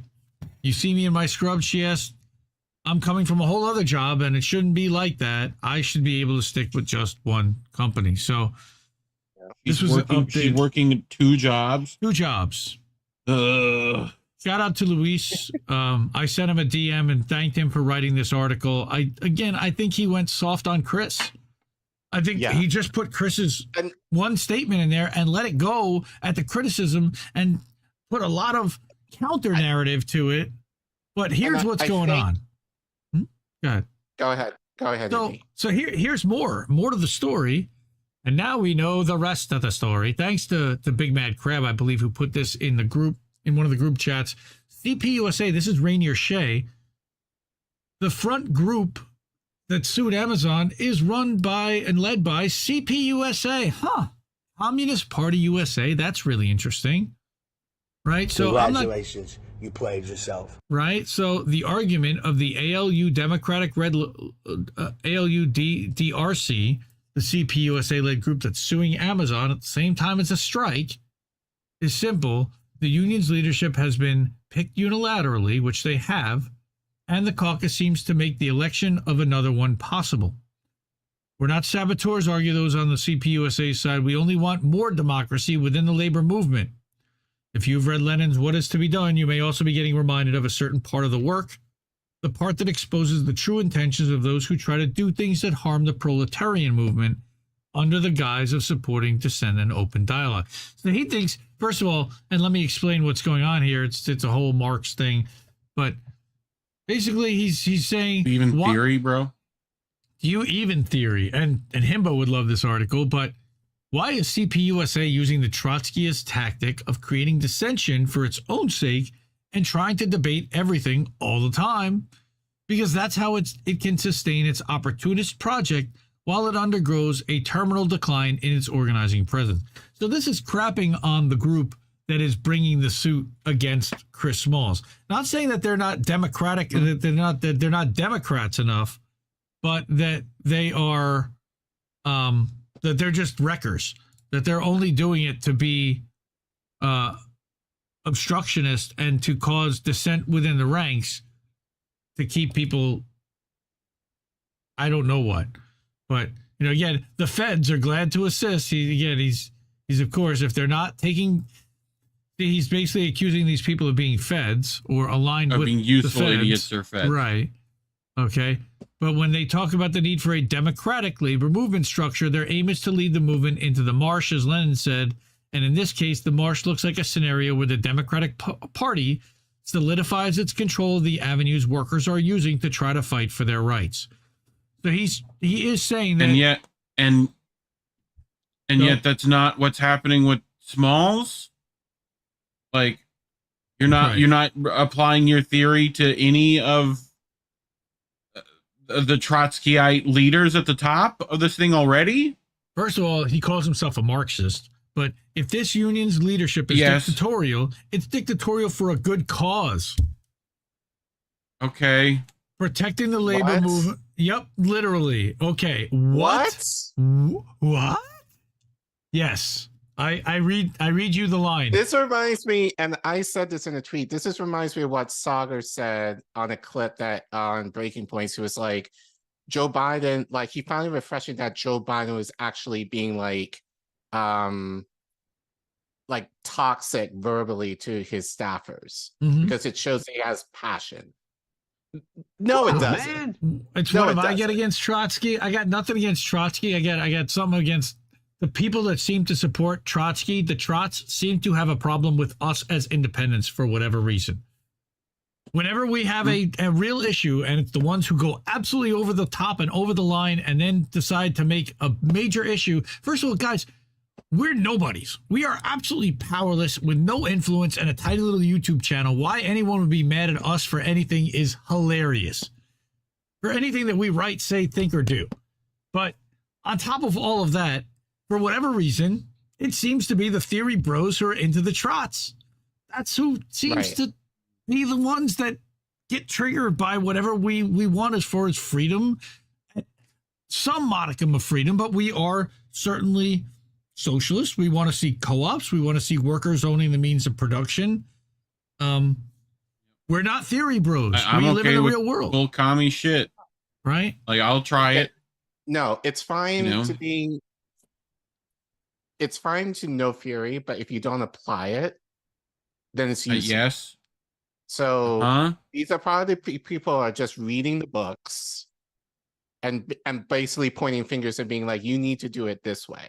No, you need to actually. Half of them didn't even read the book. They saw the movie, if anything. Probably. So it's the idea of like, you need to actually be on the ground and actually do the shit and apply the theory to see if it works. And See, like, I watched Stalingrad and play World of Tanks. Like, I'm doing good. So the question is, are these guys involved in JFK 8 at all? No. Have they spoken to any of the employees there? No. So shut the fuck up. This guy you Rainier, can't just point fingers like looking at it from your viewpoint and make criticisms based on this. I think what's also happening here is that he's looking at two different parts of the equation, which is number one, they're calling out ALU specifically and Chris Smalls, and he's talking about an Amazon strike that's happening in California, having nothing to do with ALU whatsoever. So if you think that calling out Chris Smalls on the East Coast is impacting the strike that's happening on the West Coast, sorry, he's fucking up, and he's ignoring his responsibilities as the leader of the Amazon labor union. He has not put a PR arm in place that can counter any kind of narrative or create any kind of shape, any kind of a view from their own perspective, We talked from the about worker this. perspective. We talked about this the other day about what he is doing, which we've covered quite a few times. Right? He's doing speaking gigs and arrangements and traveling for work, and I mean, we've definitely went into how those are not necessarily what he should be doing. That's fine, but no, actually, I'll take that. That's not okay because you haven't gotten a win yet. Well, see, that's the thing, right? What do those things? You're talking about something you really are trying to do right now. You really have if this is to be going around and trying to encourage people, or even talking about how to establish a union. You haven't done it yet. So that's that's the thing is, like, what is he talking about when he's at those speaking gigs, right? What is he showcasing? How much is he raising? Is he raising it for the union? No. Is he raising it for himself? Is he, like, what does he gain from this supposed exposure? What is he exposing? Fame. Sure. Fame for himself. That's all it is. Self. Like, it's not gaining the union anything. And granted, he cannot go to JFK 8, but he should be doing, or not him, AOU leadership should be there constantly. Like, now he's gonna do a tour with everyone's favorite Manhattan prisoner, Steve Donziger. Yep. And you know what? And for some reason on the network, I've gotten the most heat for criticizing. I'm not sure why, because I'm probably the most vocal about it. But like, I know. Yeah, you and Lucy both got some clap back from Smalls on stuff. So Smalls, and then some other channels who like favor Smalls, but I don't give a fuck. I'm going to say anyway. But like, this is what we were saying last year. And this is what we were warning people about. Actually, no, so it's really now 2 years ago. That and Indy, what was my call here for this Donziger thing? What do you think I think was gonna happen? What did I claim? What was my Nostradamusing? Well, remember? Yeah, Marianne something, right? No. With Donziger stuff. Right. Oh, right. What do you think that might give Amazon? They'll end up suing him, and just like Chevron did to Donziger, they could potentially put him in house arrest for violating XYZ and have him locked up. And would that be so bad for Chris to have nowhere to go but to raise money and raise his profile and potentially fight a lawsuit? I mean, house arrest is bad. House arrest is bad, but he get to spend time with his twins then. And again, that's Reef speculation. I'm not saying that, but I did want to also bring this up. This was a good kind of timeline from Molly Bohannon over in Forbes, and I'm not a big fan of Forbes or corporate media, but she talked about the the timeline and the key facts that workers allege that Smalls and his hand-picked executive board are hijacking the union by refusing to hold member meetings, amending the Constitution to keep themselves in power indefinitely, threatening opponents, and refusing all efforts to have a fair democratic election. Again, that's according to the CPUSA group that's doing this, but members expressed concern in the lawsuit, saying that his leadership has hurt the fledgling union, saying that he's created such internal union disarray that no legitimate body is available to conduct fair and democratic elections in the union. Right? So they're seeking an injunction requiring him to accept nominations for union leadership positions no later than August 10th and to hold an election to fill the positions no later than August 30th. So you've got legal representation of this. Here's the crucial quote. Unless this court intervenes, an election will not be held, and no one within the squabbling executive board is capable of conducting a fair and democratic election. Again, that's what that guy, the lawyer, said. Here's about the background with ALU and unionizing. Judge ruled in favor of the union in January. Like we said, that's when they got certified, right? They don't believe that this election was fair or legitimate because they were basically self-appointed. And that doesn't even talk about Derek Palmer and the fact that Derek Palmer had to resign as vice president from the ALU amid charges of domestic violence. And that's Chris's best friend. They traveled to Greece together recently since he resigned. Since. I asked for a statement from the lawyer, and he never responded to me about that. Did he go there representing ALU? Did he go there on his own dime? Did somebody pay for him to go? Is he still affiliated with ALU? Nobody answered that. But look, he resigned. My understanding. What about those Cuba trips? Well, he didn't go to Cuba with Chris. What about those Cuba trips, huh? He didn't go to Cuba with Chris. Huh? He didn't go to Cuba. Yeah, but I know. I'm saying. Right. Like, yeah, man. I'm gonna kill it. I'm just saying if they paid for that one. I'm gonna kill everyone because I got a Twitter file story and I know we're running real long. But I think we're doing all right. Oh yeah, all right. So I think we should do this story. Hour 30. All right. Missouri v. Biden edition, written by Matt Taibbi. Due distance went 3 hours. I think we're good. I think people can handle it. Well, we still have boats to do after this. So of course our favorite people stay for that. We fixed the glitch, and I don't want to play that because I don't want to get our stream copyright taken down. I love that scene. That scene's so good. It's gonna get copyright in some way anyway. Yeah, right. But this will literally—they'll literally turn our stream off until they'll strike this for that. Yeah. Right. But anyway, people have seen it. If not, go watch it. So from Office Space, it's very good. This was when they're meeting with senior management. They said, well, when it comes to Milton, well, we just fixed the glitch, so he won't be getting a paycheck anymore. Okay.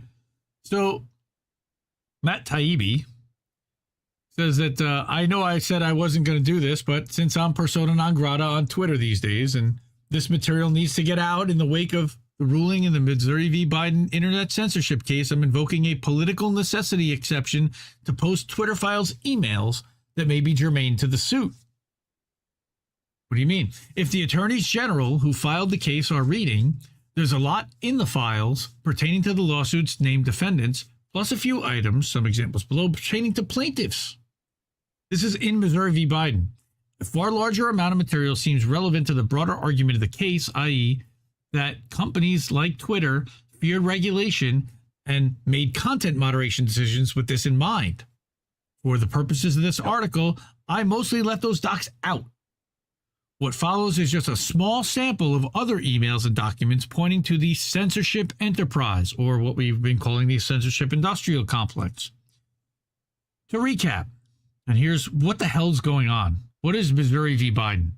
Last week, federal judge Terry Doughty issued an order barring a long list of federal agencies, from the FBI to the CDC to Homeland Security to the State Department and many more, from meeting with social media companies to suppress protected free speech. Wow, yeah, that's big. So this was a victory for both free speech and Louisiana Attorney General Jeff Landry and Missouri's Andrew Bailey, and some validation for Twitter Files reporters like Lee Fong, Michael Schellenberger, Barry Weiss, myself, and others. Blit. What? Barry Weiss. Blit. Blit. Yeah. Who took the heat for coming to similar conclusions as the attorneys general. So Eric Schmidt, who is the former CEO of one of the founders of Google, Missouri v. Biden, exposed deep collusion between the Biden administration and big tech. Thanks to Taibbi, Schellenberger, and Elon's release of the Twitter Files, the censorship enterprise was also laid bare. This injunction is a huge win for free speech and a blow to censorship. Legacy media has been in a panic about the ruling ever since it came out on Independence Day. Either they've said stopping the deep state from censoring Americans is bad, like this amazing sad clown New York Times headline, GOP threatens spy agency's surveillance tool, holy shit. Or they've doubled down and continued to insist that censoring isn't happening, a la Clinton speechwriter Michael Waldman going on MSNBC to decry the conspiracy theory that somehow the government has been censoring social media. Another Times piece even insisted collusion between social media companies like Twitter and the government was far from proven. Literally, here it is. Since acquiring Twitter last year, Elon Musk has echoed Republican arguments, releasing internal company documents to chosen journalists suggesting what they claim was collusion between company and government officials. Though that remains far from proven, some of the documents Mr. Musk disclosed ended up in the lawsuit's arguments. That was some. Is it far from proven? I took a look back to check, and it didn't take long to recall that collusion between the company and government officials was so commonplace as to be beyond argument. And here are some of the emails and some of the meetings that were coordinated and what they were doing. Election Day Virtual Coordination Center. Thank you for the ongoing collaboration with the U.S. government industry meeting. And that was sent to Twitter, Verizon, Microsoft, Pinterest, and many others. There's broad evidence backing up the Missouri v. Biden claims of a censorship enterprise, including coordination with the FBI, DHS, State Department's Global Engagement Center, the GEC, numerous unnamed intelligence partners, and even census officials and the Democratic National Committee. For example, Judge Dowdy in his ruling said the government significantly encouraged and coerced tech platforms into censoring content. What might significant encouragement look like? Well, here's the whole scheme in one picture. So he starts with Elvis Chan. We've talked about Elvis Chan. He's FBI agent extraordinaire from the San Francisco field office of the FBI and best friends with the guy Yoel Roth from Twitter. Not best friends, but they had a very comfy relationship. Hi, Elvis. What about what's that name? Oh, yeah. Bajaya, watch your mouth. This is a family show. Yep. Her too. Boys have a paraga. Girls just say have a pussy. vagina. Just go ahead and say it. Oh, wait. What? I'm waiting for Steph to say it. Pussy. Thank you. All right. So it starts out, somebody from the FBI is sending this to Elvis Chan. The following 3 accounts are not only believed to be associated with foreign influence actors, but also potentially being used to display information that violates Twitter's terms of service. So there's 3 handles. In addition, if Twitter could notify us of any actions taken as a result of this referral, that would be greatly appreciated. Then they send that through to the Foreign Influence Task Force Global Unit, where they're from someone at the FBI. Hi, Stasia.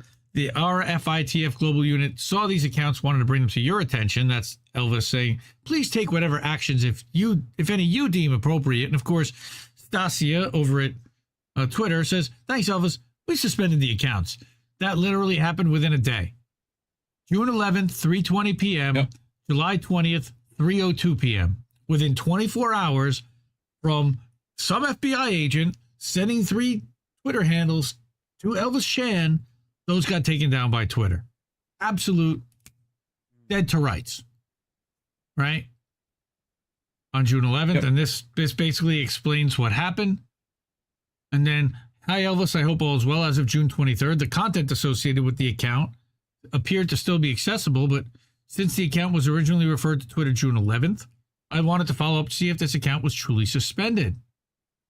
Right, so this is from somebody at the CID, or Counterintelligence Division. In addition, I also wanted to reach, this is a lot of depth for a government agent to look at an anonymous Twitter handle that it assumes is some kind of foreign agent. All right. Translation is, we sent a letter 2 weeks ago. Why the F are these accounts still up? Also, while you're cleaning up that mess, could you send us a new list of linked accounts for lead purposes? The quote Office Space Twitter Trust and Safety Chief Yoel Roth quickly apologized, and we fixed the glitch. That's what he's talking about, how we fixed the glitch. I want to apologize for any confusion here. A tooling bug on our end resulted in one of the accounts not being correctly enrolled in our authenticity checks, and which is why you saw stay online even after the others came down. We fixed the issue. So Roth then asked in the gentlest language possible if the FBI could possibly share with Twitter why those accounts needed to come down, since we don't at this time have clear indication that they're foreign. If we zap the account... Putin's a madman. Yeah, thank you, Jamal Bowman. If we zap the account, now you can send... now, could you send us the reason? It isn't good enough to convince people of the nature of this relationship. I don't know what would be. So that's gross. Here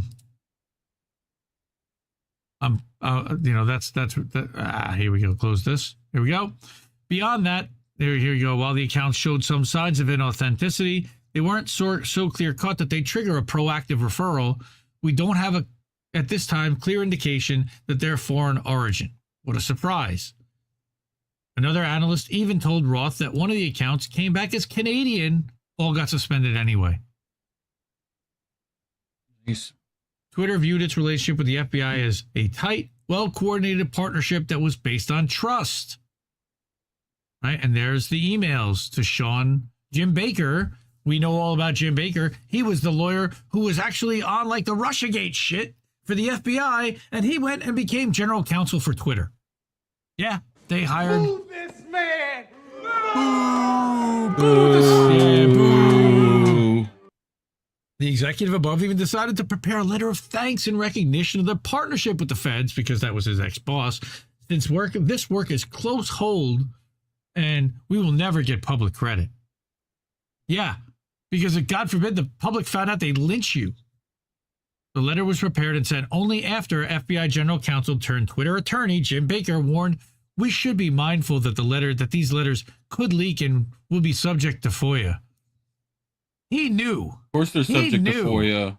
Yeah, but you would have had to have had access to something like the Twitter files to even do a FOIA on this, to know where to look.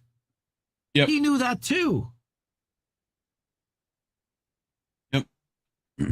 Twitter. You can still FOIA that. You can still FOIA more. There's a ton of redacted stuff that you could FOIA in there. Twitter did almost anything the FBI asked, and then the asks included enormous quantities of requests. The Twitter files are full of these lists of accounts to review, some as long as 31 pages, some involving only foreigners, some involving domestic accounts like Truthout and Consortium News. When it came to foreign accounts, the FBI and other agencies barely kept up the pretense that the censorship direct decision was up to Twitter, leading to amusing Freudian slips like the intelligence report below. In it, the FBI, concerned about anti-U.S. rhetoric by Cubans, wrote in that any violations of your terms of service would be greatly appreciated. Basically, look for a reason for us to throw them off the platform using your terms of service. Thank you so much. And there's a list. Unbelievable. Cuba Viva. Like literally, long live Cuba. What about other political groups? In one letter, a senior Twitter attorney listed partnerships with the House and Senate committees, the DHS, FBI, the IC, which is the intelligence community, Census Bureau, and the Global Engagement Center at State. But the most interesting notation reads, I continue to work with the DNC on high-profile escalations, including parody accounts, whitelisting URLs and tweets engaging in voter suppression. There's no corresponding notation for the RNC. Interesting. FBI, open up! Well, not just FBI, but the coordination specifically with the DNC and not with the RNC, meaning that the Democrats are getting more favorable treatment on Twitter, and the crying that the Republicans are doing, this is giving them further validation. Right. What did working with the DNC on high-profile escalations look like? Well, in the case of the Hunter Biden laptop story, it meant taking action against an article by the Missouri v. Biden plaintiff Gateway Pundit that contained airbrushed images from Hunter Biden videos, as well as, quote, information on how to look up and view the videos in question, which Twitter decided was violative. Some would say that's fair. Some, since non-consensual nudity is a violation of Twitter's policies, but this was a consistent criticism of the Twitter files from the start, that the DNC was only asking for material that should be taken down anyway. But even Twitter didn't think the large numbers of other tweets from ordinary people reported by the DNC for merely linking to the Gateway Pundit deserved takedowns.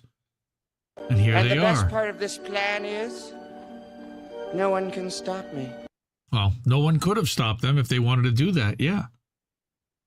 Ultimately, they decided tweets by deplorable Karen and others were non-actionable as non-consensual nudity, so they ordered a spam review, resulting in suspensions for a different reason. Nearly all those accounts were suspended shortly after. Breaking exclusive.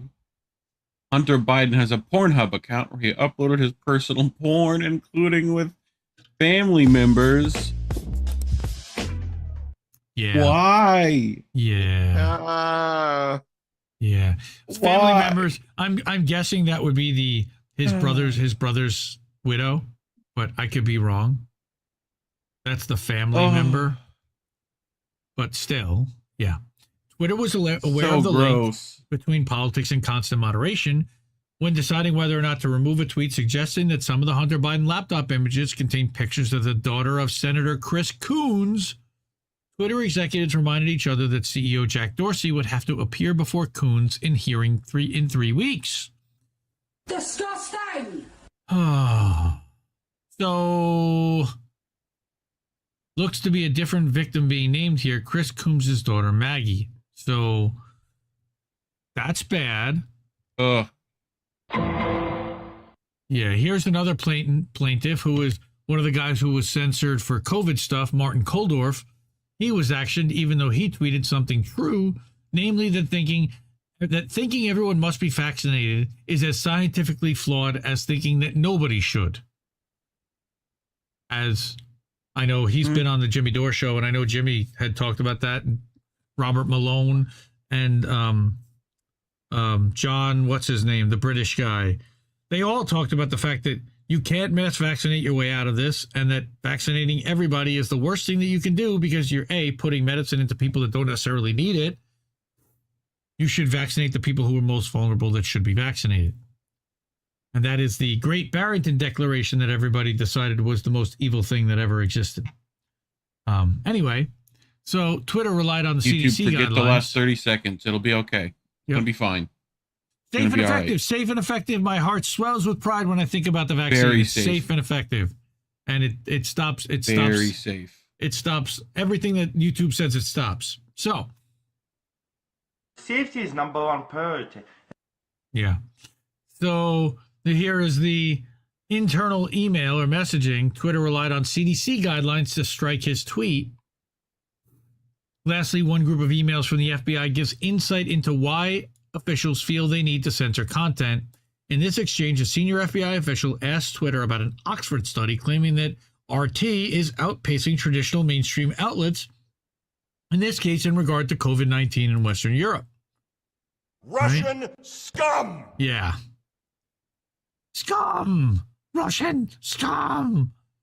Scum! So, yes. Thank you.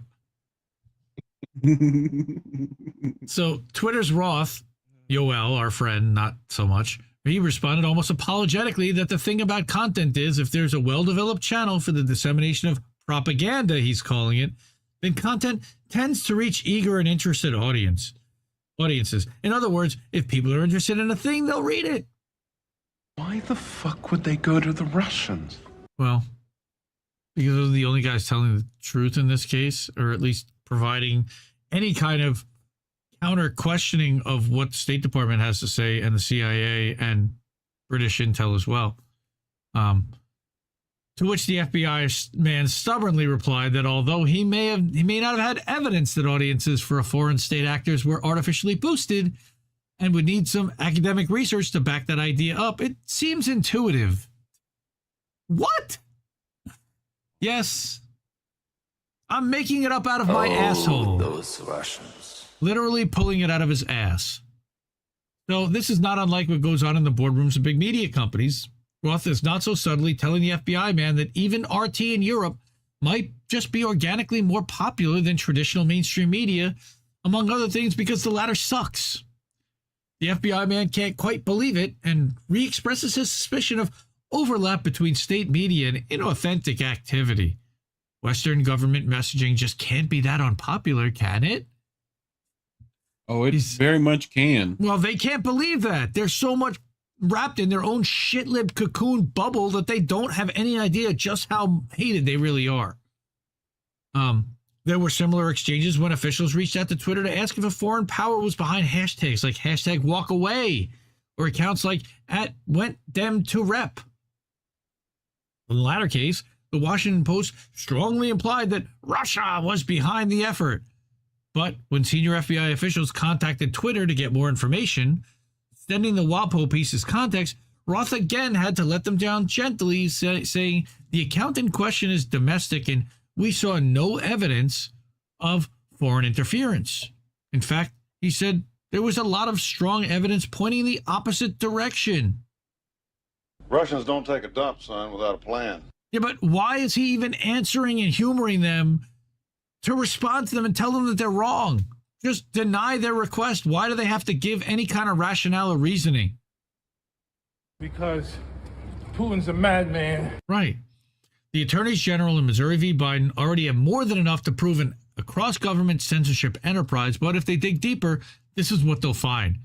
More communications in which ordinary accounts are removed by tech platforms that seem afraid of their government partners and anxious to do anything to keep them happy. Man, he is just as good as it gets, man. That's how you be. Support Racket News. Racket.news. Give them a follow. Support them. He's another purple check. More than 10,000 paid subscribers, I believe, is what the purple check gets. So he's doing real well. The Twitter files helped him out. He was doing real well before the Twitter files. Guy's had a 25-year journalistic career. Rolling Stone magazine primarily, but he was one of the first people to go out on his own and go freelance with Substack. I'd love to see Substack feature him more. I'd love to see Substack feature CJ Hopkins more. I'd love to see Substack feature Bean Boy more, who also, by the way, is half a shitlib who left corporate media to start one of the most successful Substacks from scratch when nobody wanted to touch that platform.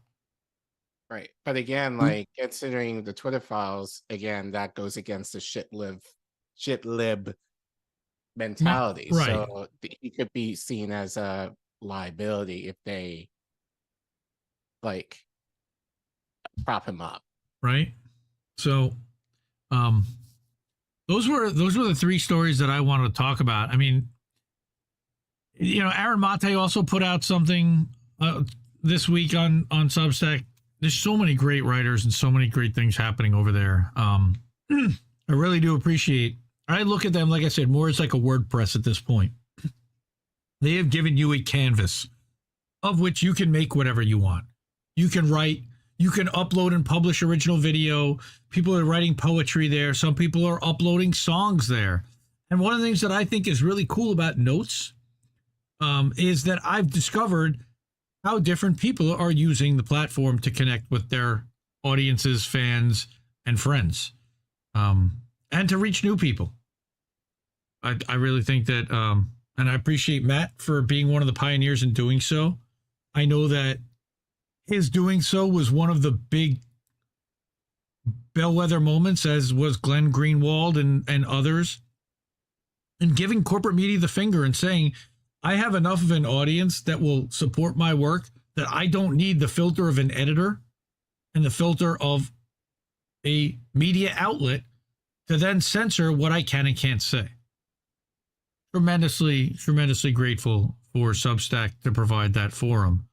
And it's more than just WordPress, because WordPress doesn't do anything to really build that community to foster engagement and to foster collaboration among its creators.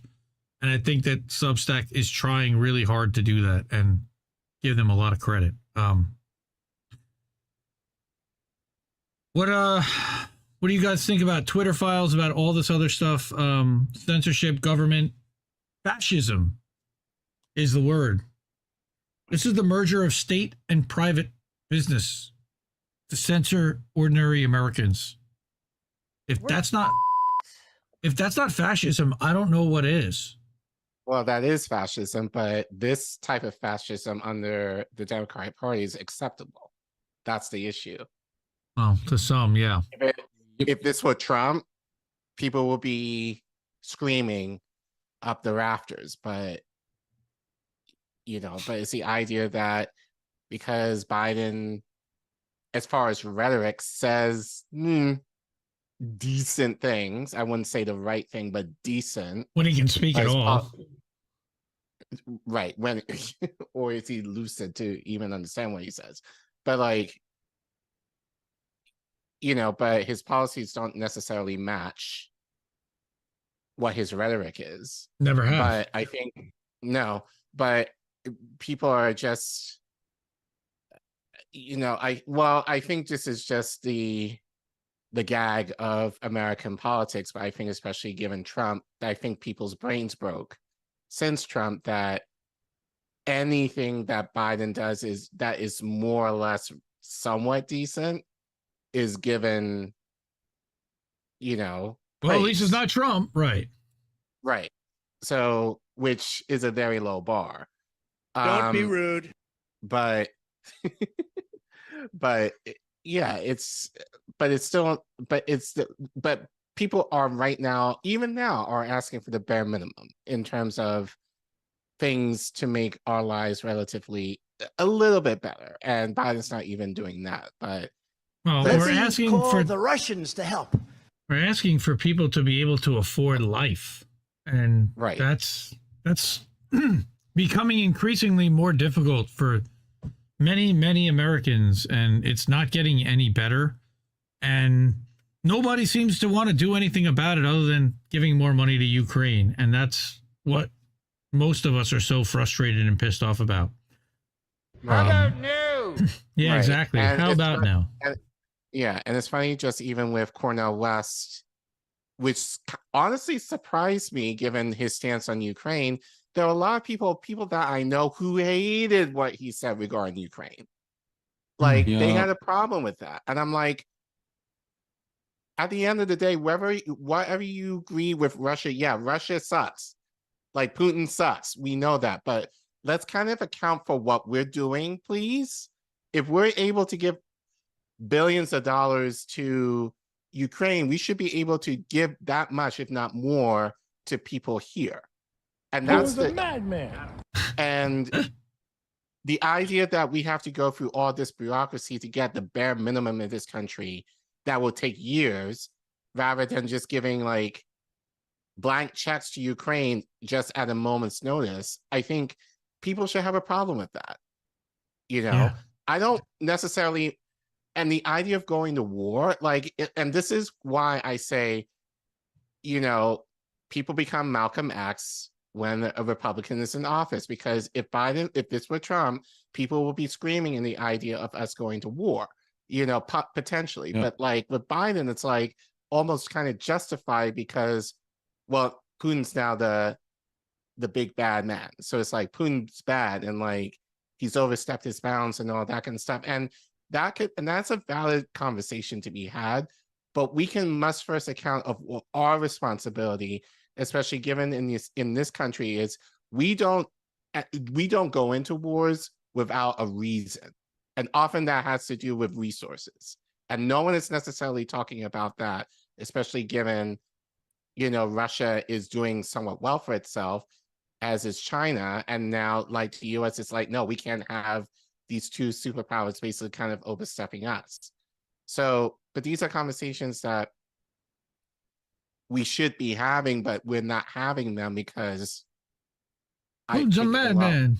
Right. Because Putin's a madman. But Biden is not sending cluster munitions to Ukraine, right?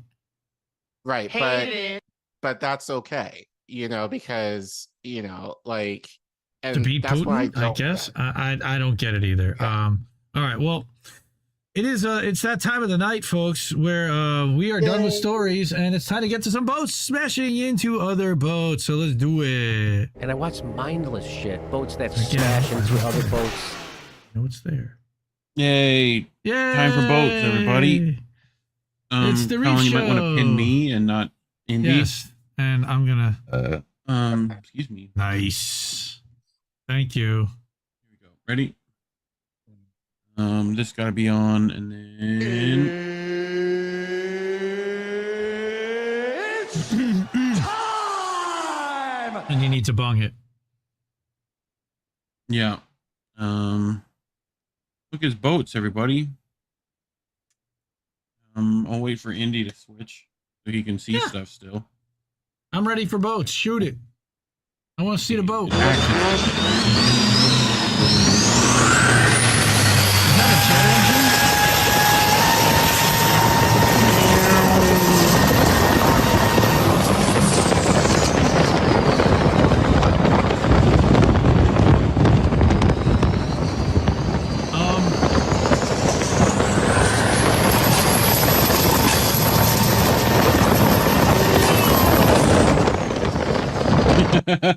That's fast. How fast was that? Pretty sporty, homie. Is that literally like a jet engine? Where are you, Reade? No, it's a hit yourself. Show your screen. There you go. Hey, there he is. This is so they learned this from my people, everyone. These are like a P-row, essentially, right? Or as we like to call them, go devils, when you attach a essentially it's a souped up weed eater on the back of them, right? So it's a big long pole, okay, with a prop on it, like a big long outboard motor, right? But you can run them off like Ducati motorcycle engines. So they do, and it goes meow, like that's how fast it goes. That's like meow speed. That's how fast that it's going. I think you need like a Florida Man clip on the sample. Oh no, that's not Florida Man. That's Louisiana Man. That's what that is. That's those. We taught them crawfish and P-rows. That's what we did. Like they'd be growing that shit over there. But they're not, but these are like, they're not Creole. They're not native Louisianans. We got them here too, but like they're not as ubiquitous. Most people use a Carolina skiff, which is like flat bottomed, rides real high in the water, versus like a P-row, which is meant to be like shallow because you're going through like the swamp. There's like mud like a foot down. Like these things will run in a bathtub if you let them. Like if you look like out here where the wake is, like it's a good 6-8 feet past, like in front of behind the boat. But yeah, the airboats, this is my people's shit. We send it all over the world and they're like, yeah, that works. We'll take that. We'll go fast on this dude. He's literally having to get the lean on. Like he's leaned into that thing. It's wild. That's moving. Dude, you got to hang on so that you don't get knocked off. Yeah. This guy's like, oh shit. Fucking so fast. Anyway, I don't quite have boats, but this is kind of like a boat. It's like an airboat. It feels very boat for some reason.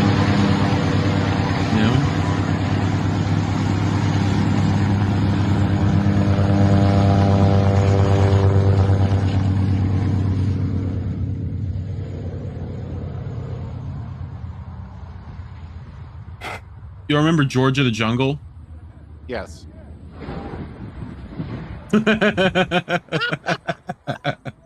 Motherfucker, watch out for that tree, dog. Like, it just seems slow. Like, right. You know, like this is like a boat crash. It's just like we're not going fast enough, but we're going fast enough. You know. Anyway, it's just dumb.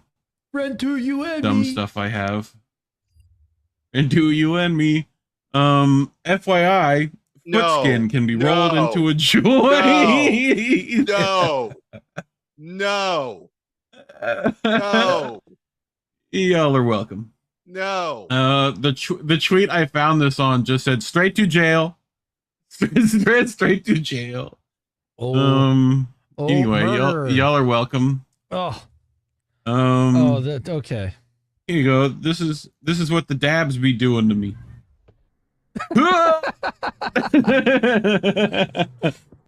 Those dabs be kicking, bro.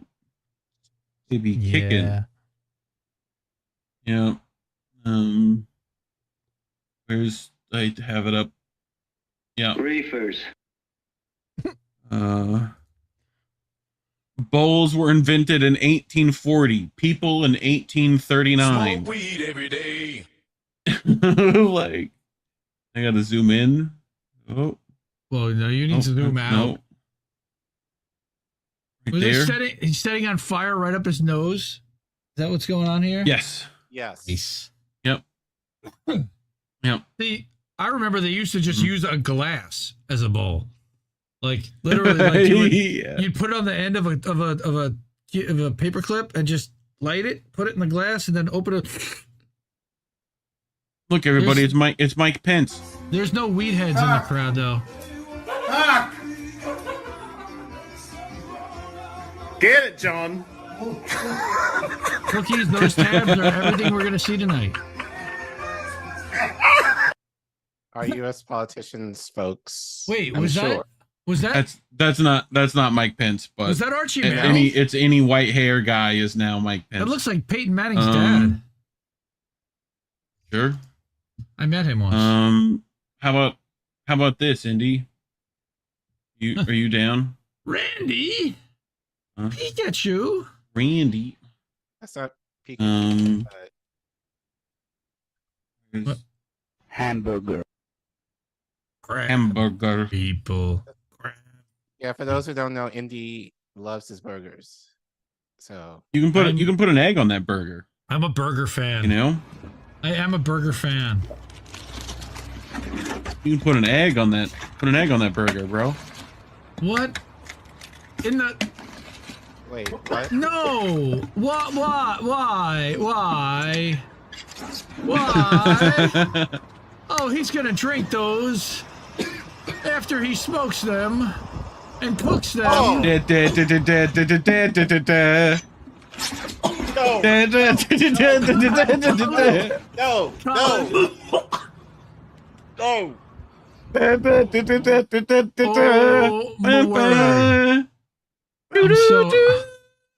I'm so disgusted right now.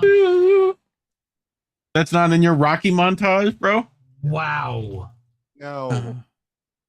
Yeah. No? Really? We know your audience. What about this then? You need to quit smoking weed. Me.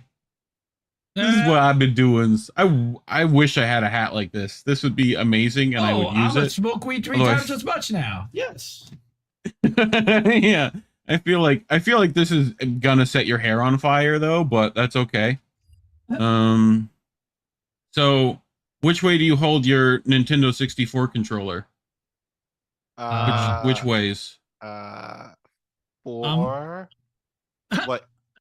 4. Wait. I'm more a 1, the traditional 1, but okay. Hey. What about a 5? Is 5 acceptable? Who's in your 5? What? That is an N64 controller that he's smoking weed through, and I'm okay with that. Yep. look, you can plug it into your car. Now, is this worse or better than the Titan submersible? You know what I mean? Like, I mean, how are you gonna? You control your car with a. How are you gonna play that drive? You know. No, it's more for the people. I used to have a van. Passengers, I would guess, but I used to have a van that had an N64 hookup. The steering wheel is right at here. every chair. Yeah. Yeah.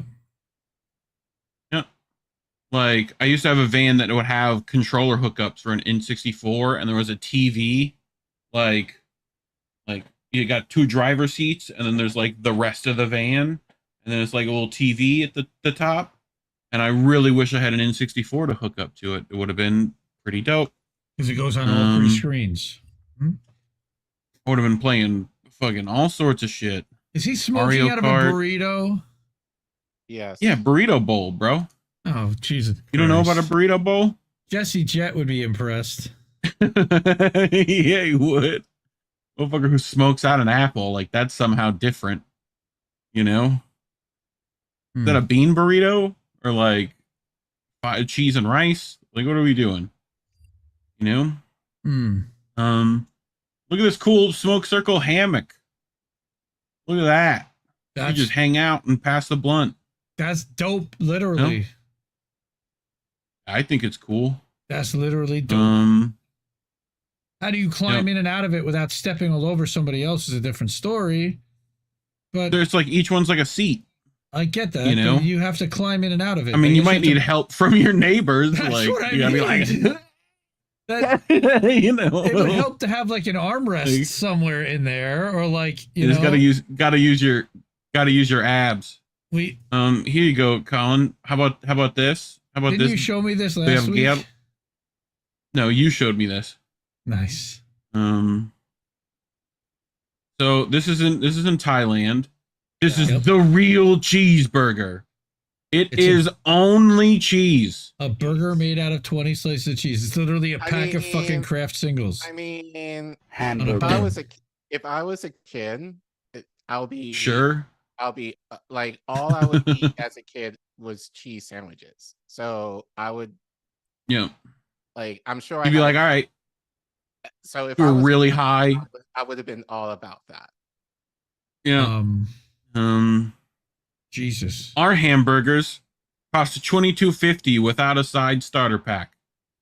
Yep. I feel like all of us have been to this restaurant. The roll top door. I've been at several of that those. stool. They got some nice burgers. That lamp.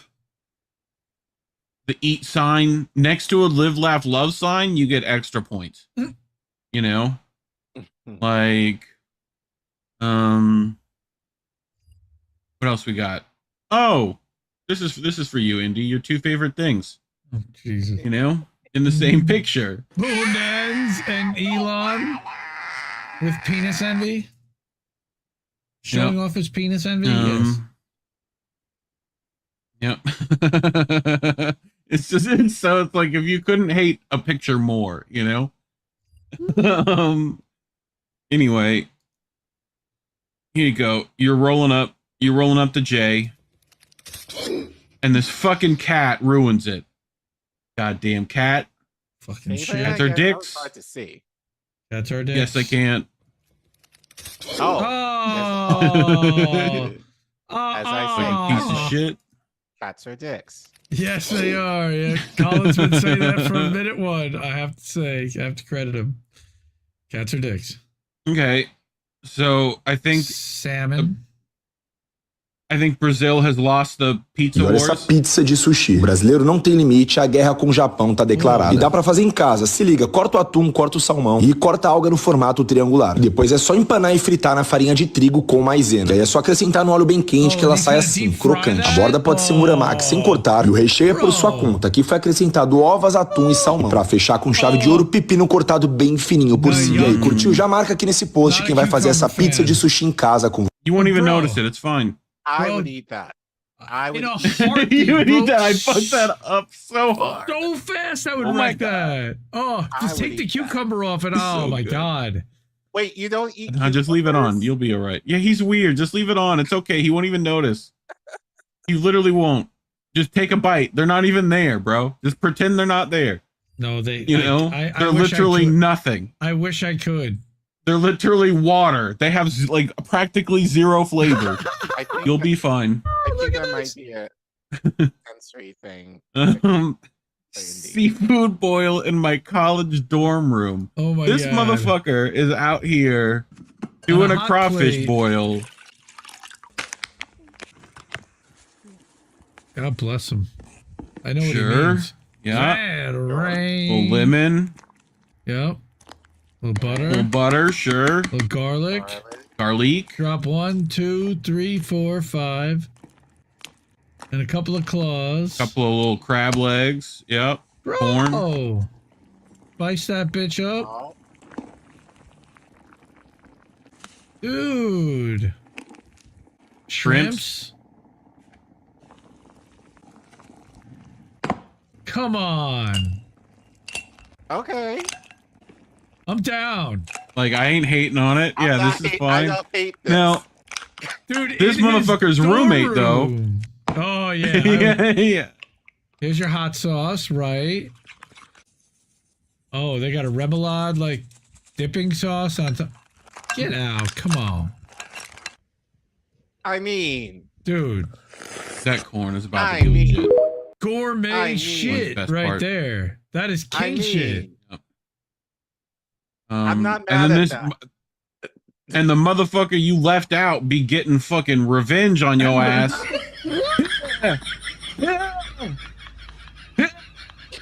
Come on.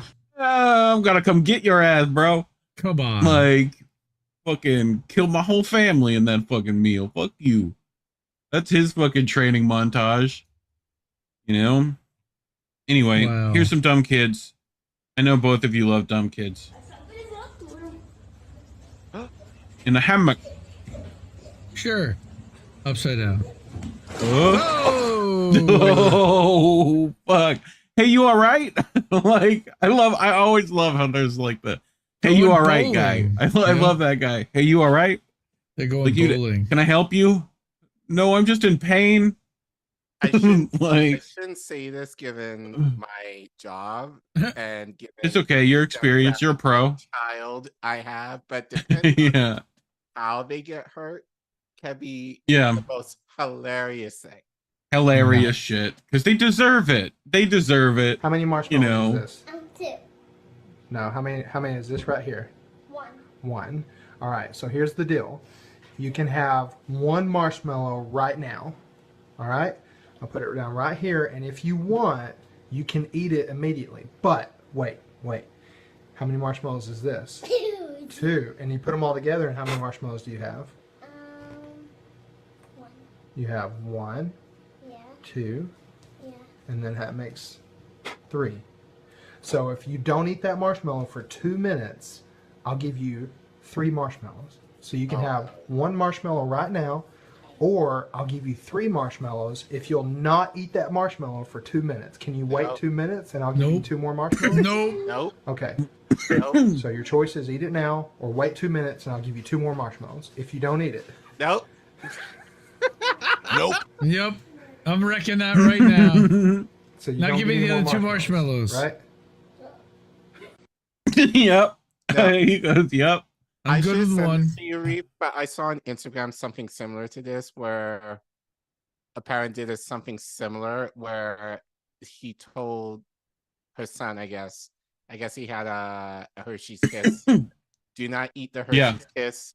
Left it on the table, and the kid, he had to be about this age, if not younger, but the restraint that he had, like even to the point of actually going to the kiss and actually trying to lick it, but he didn't take it and eat it. So I should have sent it to you, but yeah, this kid. Nice. No restraint. What else we got? Oh my god. Holy shit. Oh my god. So he broke the door. Right. Okay. Kid broke the door. Oh, this nigga about to get, oh my, bruh. No, do you understand what your mama about to do to you, bro?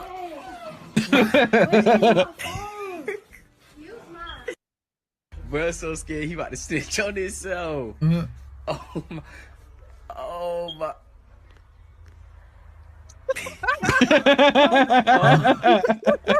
When I was shooting the BB gun, I accidentally shot the one that When he was shooting the BB gun, he accidentally shot the window. Shot the door, yeah. accidentally hit the glass door. And all the glass fell.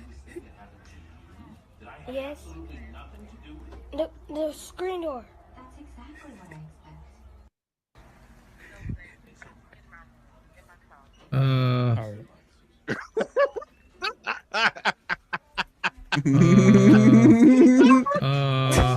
Hold on. Oh, let me see. Who did it? Wrong. What he did? He bounced off the wall. Don't sweep it that way. Sweep Ain't it that no way. way. Sweep it that way. Ain't no way. What you doing, Ron? Why? I can't do it. Do what? He moving Bro, out? Where you at? He's Where running you away. at? He's literally running away. I'm out. Bruh, you got. Wow. Wrong. Come back, bruh. For real. Man, this boy hit a fleet. Got me doing the work. Nah. He don't. Then look what he did. He gonna sweep it. Oh. Shut up. Sit down. Sit down. Sit down. Sit down. Sit down. Sit down. Oh, here it is later. The mama coming. Oh. Oh, Fuck, no. dude. Yeah, but she already knows. That's one thing I hearing it, but seeing it. Wait. How you feel about bro? I know, like get that. She steps through it. Where is he at? Bro! Rome? Rome. No, that bro! Y'all think I'm playing? Rome is asleep. Rome is safe. Rome is taking that after ass cutting sleep. Like, God damn, dude. Poor You kid. know what? I sympathize. Yeah. Look. Well, fuck it. You fucked up. Getting away in order to avoid the look. Yeah. Rome. Oh shit. You're done. You're done. Oh my god. Jordan This Deck, I'm motherfucker about too. to get in Holy trouble. I'm shit. dying laughing. Yep, that is. Is it gonna be another one? You're Hold up. Ethiopian. You're African. You're black. Okay? I want to be Mexican. Why do you want to be Mexican? What about tacos? Huh? Because you. Because he eats quesadilla. See, I was close. I was close. Eat quesadilla? Go ahead. I heard this today. Not this, but I heard someone say something like this today. That they were like, Yeah, that they were like Honduran or whatever, right? Yeah. Like, I'm not black, I'm Honduran. No, Yeah. but like, You replied with. No, but something else like they wanted to be Mexican, then they would like because they would like quesadillas. Or I'm not sure. Where, Yeah. But Yes. That's why you want to be. That's why you want to be Mexican. So you don't want to be from Africa anymore? No. Why not? Because I want to be Mexican. Where do you get this from? What make you want to be Mexican? You can't just be Mexican just because you eat quesadillas. It's because Nagasi is Mexican. Nagasi's Ethiopian too. He's half Mexican, but he's Ethiopian too. But why am I not Mexican too? Because your parents are not Mexican. His mom is Mexican. I'm not Mexican. Your dad is not Mexican. But I'm Mexican too. Yeah, how you gonna be Mexican if none of your parents is Mexican? Well, okay, yeah. Savion. Hey. Hey. Bro, All right. strap your butt All right, back you're in that Mexican. seat. You're okay. It's okay. Strap back in that seat, dude. It's okay. Oh my god. Look, give him quesadillas for dinner. Nice. Give him quesadillas. Yeah, dude. Yep. Solve that problem. Get him a whole. Take him to Case of Bonita. Do the whole thing. What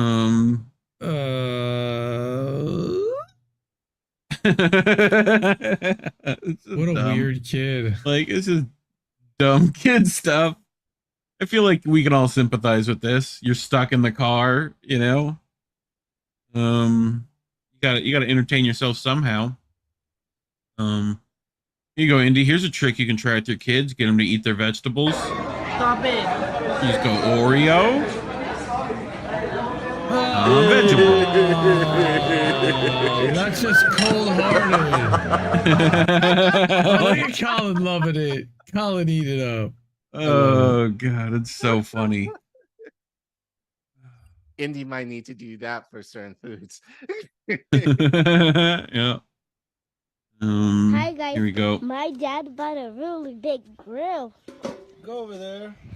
Just kidding. He bought a really big grill. Guys, Go over there. My dad bought a really big grill. Look at it. Look at his little grill. What? Look at it. Kid's fucking clowning on him, bro. Just kidding. Over there. Fucking grill. Oh my God. It's a little fucking grill. Jesus Christ. Wow. Jesus Christ. Look, it's hard. Wow. Can't necessarily afford a big ass grill. Is that my daughter? Yep. It's a little fucking grill. Yeah, seriously. Like they're just starting to figure it out. Like any minute now. Yeah. Like just tonight, I heard, "Daddy, cursed," and I'm like, "Oh shit, here we go. Here comes." Funny. Now, right now, they think that stupid and shut up are curses. So I'm doing all right, but yes, it's coming. Yeah. It's coming. I feel like this kid knows what's up, you know? Oh. Oh, yeah. Did he just scan himself? It's just dumb. Yes. I think, you know, it's a little laser gun. That's a laser. Oh my God. Speaking of lasers, this young lady right here, let me explain to you. The NBA doesn't get this lady. They need to check themselves.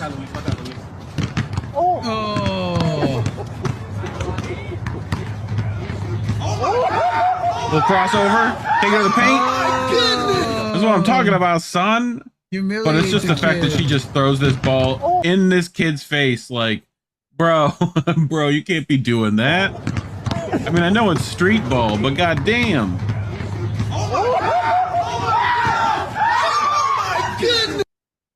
Dude, damn. Little killer out there. Damn. You know, Indy. Refresh. Full screen. We don't do that. Put her down, please. We don't do that. She's happy for me. She's happy for. Look. She's happy. Cats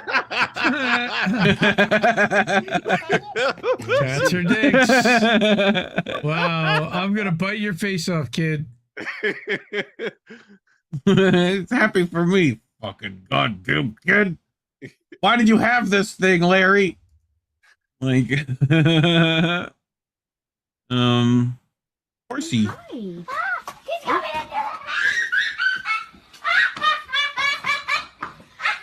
Excuse me, where's your carrots?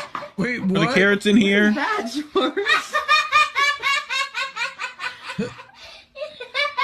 a great laugh.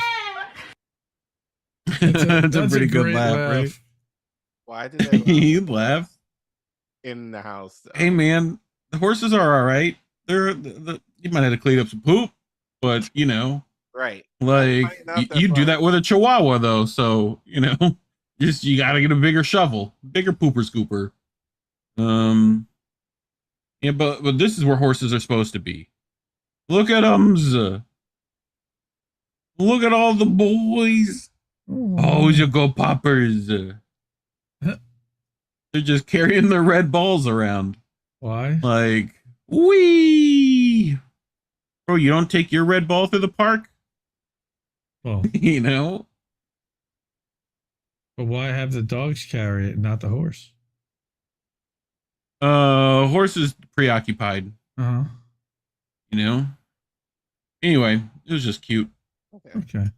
Sometimes it's just cute. Mom, what happened, Daddy? All right, don't let her get past you. Mom, that was terrible. What was that? That's a little pony. It's a mini horse, son. I'm going. Don't let it get past you. Where's it going?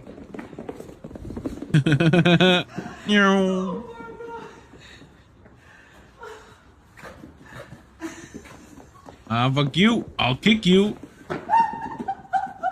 I want to get in there. No, I don't want to go there. I'll kick you.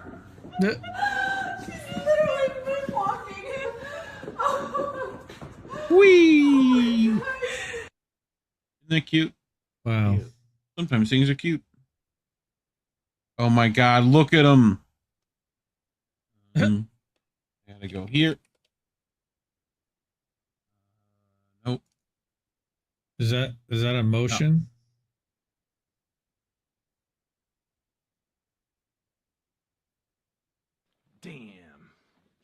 Damn, boy. Damn, boy, he's thick, boy. That's a thick ass boy. Damn. Look at him. He's trying to squeeze his way through. It's just a little chonker boy. Jonkies. Also, why is he amongst the Right, let's What's he doing on the supermarket shelf? In there to begin with. Right? A little bodega cat. He's selling all right, weed. everyone's gonna have their sound up for this. And yep. And action. What is that? Oh, that's Plop. I don't understand how Just the people little noise. pets. They're okay. Yeah, They're, they smell. you know, They they stink. do. They can be, especially the males. They're pretty stinkums. But it's mainly just like clean their cage out frequently, you know. Red crab, big man crab, and pancake. Zoologist, not the best camouflage. Red egg crab and pancake. Zoologist, but Krabby Patty. Like, it's literally a Krabby Patty. You're welcome. Looks like You are welcome. Okay. No, this is Patrick. So we're gonna go get eggs. Came out to collect eggs for the day, and apparently now we're hatching kittens. Yeah, little baby panthers. Yeah. Oh shit. Yeah. Here we go.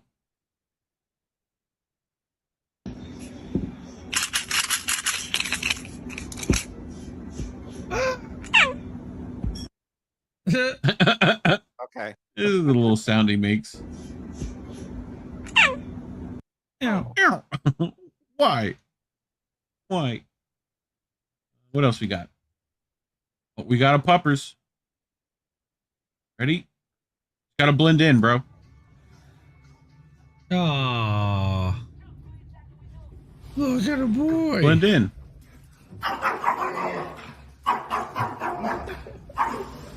Fuck you then. Fuck out of here. Fuck you then. Oh my God. I just want a chair like this. Someone make me a chair like this. I'm not going near that one, bro. What? Just a little floating papasan. Uh-huh. What about this guy?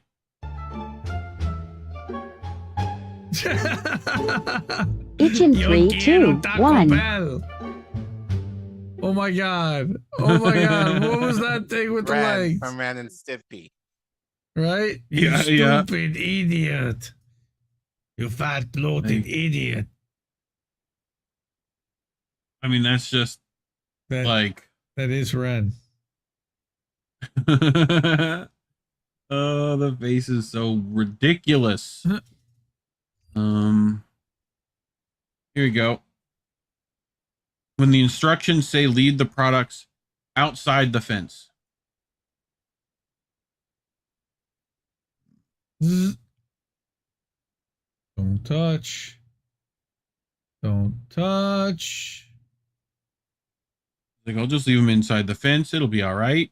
Ah, fuck you, shit. No. Fuck the box. Give me this box. Whatever was inside. And he's like, shit, all right, I'll leave the rest of it outside the fence. What else we got? Oh, a little snick. Little snick boy. I'm guessing that was a dog food delivery that those things just tore the shit out of. Yeah, it could be whatever. And action.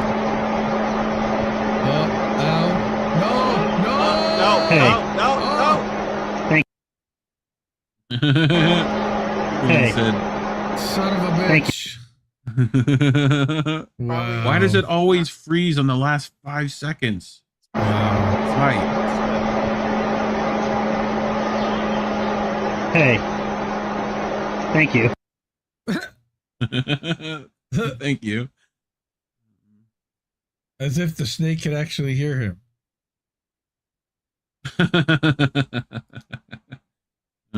Probably can. It's got ears. 2 umbrellas. Like, look, you ain't getting wet. I got this Samoyed.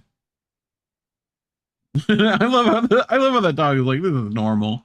Like, we do this all the time. Yeah, this is like, fine. What the fuck? Long pet zone. Long pet zone tonight. Yeah. A lot of pet stuff.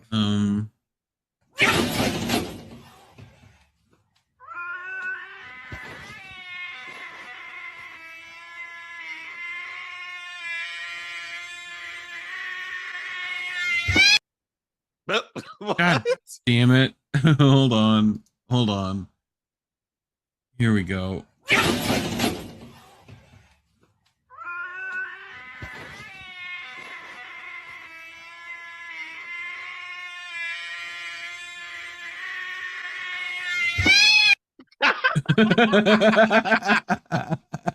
Awesome. Awesome. I love it. Oh, fuck, dude. Dude, some people are just fucking wild, bro.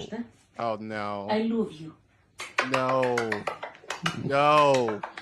No. What? Safety is number one priority. That tiger went tiger. That's a lynx. Whatever. Yeah, okay. Oh. I'm gonna eat your face, lady.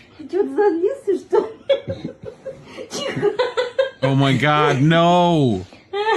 No, fuck that. Brush me out, yes.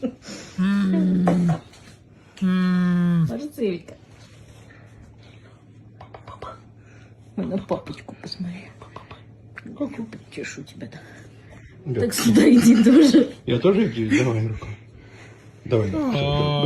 Поднимайся. Also, what's the story behind them having a lynx? Right? I mean, it's a Siberian one. Welcome to Russia. Yeah, this is, you know, of one of many of the animals in Siberia that can straight up rip your face apart. Let's ask Nikki You know, about but that. what do I know? Like, anyway, here's you know, Jesse Jett's cousin. Skyrim music should be fine. playing Skyrim right now. Okay.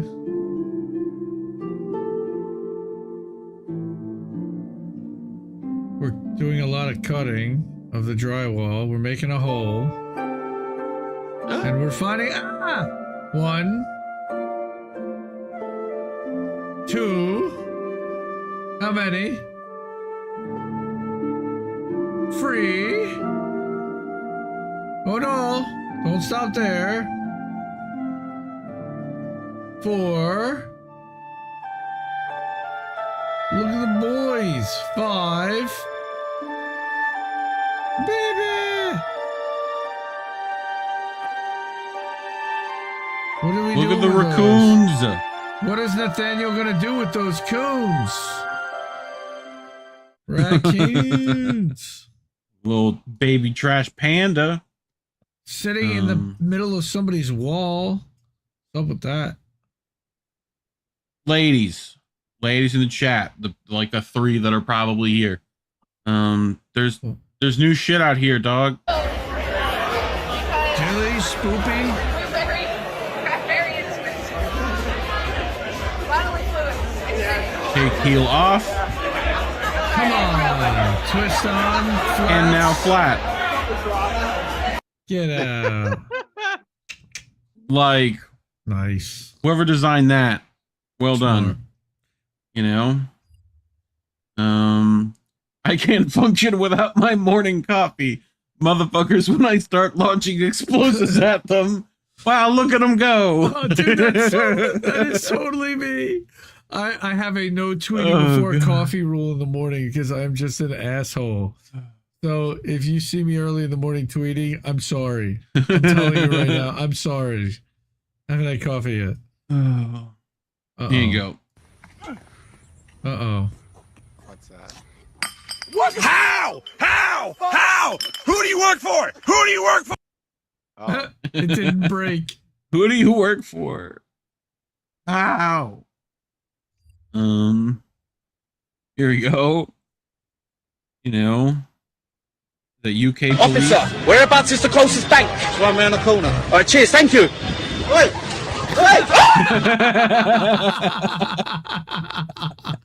Nice. Where's the closest bank? Oh, cheers, thank you. Fuck. Thank you. Here you go. El hermano Nelson me regaló esto. Mire, el hermano Nelson. Johnny Black. Everyone know what that is? That's Johnny Black. Johnny Black. How much a bottle? 70, 80 bucks. Bartenders in the chat. Yeah. Lo mejor que hay. No es porque me regaló esto, es porque mi tío y yo lo quiero.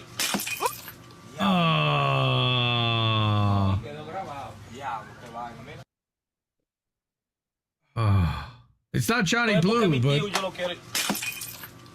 Colin literally like he did clutched the pearls on that one. You don't drop the alcohol. Yeah, you done dropped into alcohol. The $80 alcohol at that. Like, oh god. Here, we need, after that, everyone needs just a bit of, you know, they need a reset. That's water, that's salt. What? But whoa.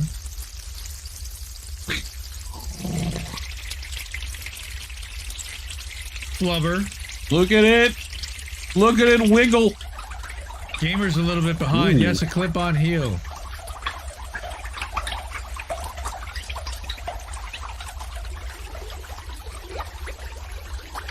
What the F and F?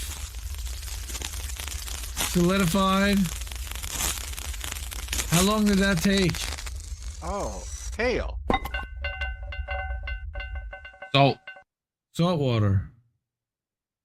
Salt. We evaporated out the water. Ah, true. Yeah. How long did that take? But the salt gives it weird. My other webcam stopped working. Why does it do that? Anyone tell me? Anyway, I know this isn't Mike Pence, I know this isn't Apparently Mike that is Pence, unfortunately. Apparently it was. It is? Yes. Well, I heard it was. I heard that it wasn't. Well, we were. Oh, Great on. like, Great shot.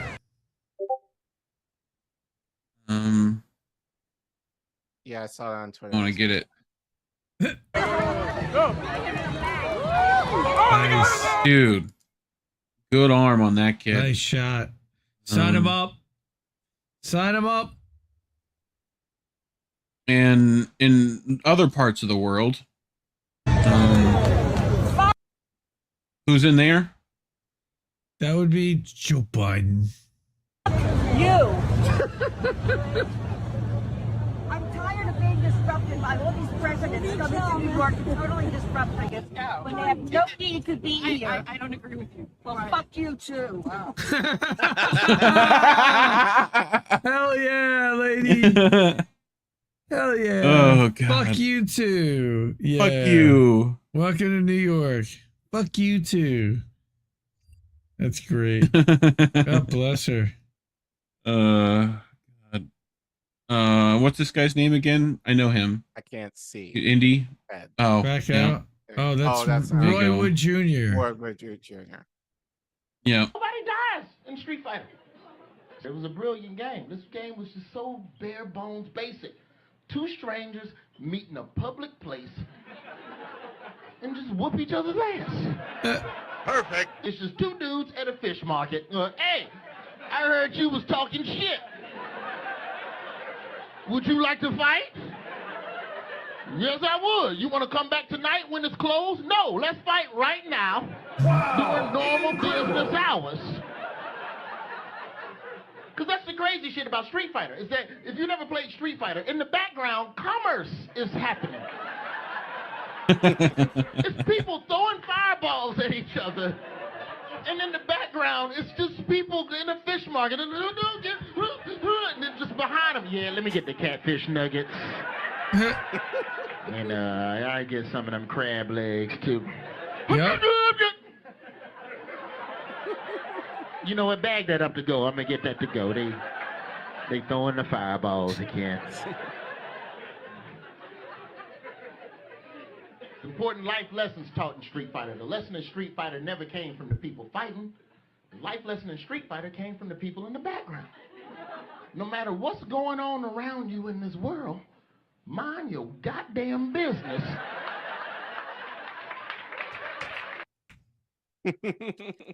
Mind your business. Mind your goddamn business. Well, that was a long way. Dude, Roy Wood tells stories. That was at the Comedy Cellar, by the way, where site of Indy's bachelor party many, many years ago. Actually, about 10. But. Nice. Here you go. Do a kickflip. Oh!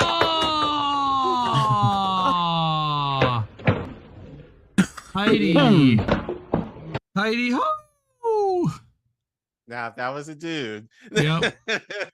Well, It's a lot worse. Even if it's not. Well, no. See, Colin, that's where you're wrong. Because, like, women can get hernias like that and shit. Like, Jordan Deck, I yield my time. Fuck you. Yes, that's great. And Nick Riviera, Dr. Nick, there you go. Right in the bonus hole. Everyone seems to be talking about bonus hole this week. There you go. Reef. I don't know what's about to happen here. Kick the wall. Reef is muted. Reef muted himself. Uh-oh. Did his headset just die? What just happened? Uh-oh. Uh-oh. Fisheye Reef. Which Fisheye Reef? Did we break the reef? Nope. No sound. Ah! Uh-oh. What happened, dude? Uh-oh.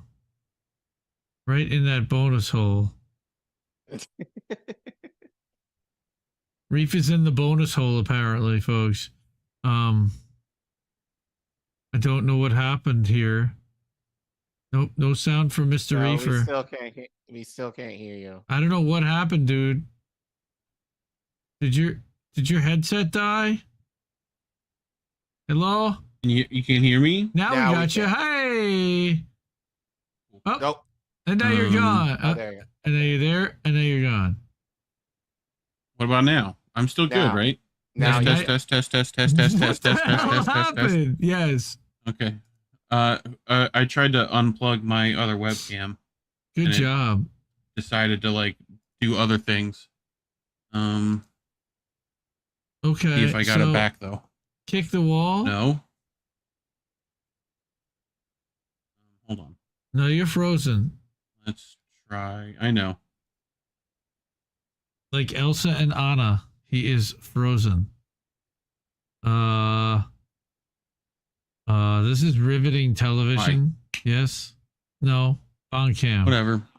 This is riveting. Yeah. Yep. Kick the wall. You're riveting.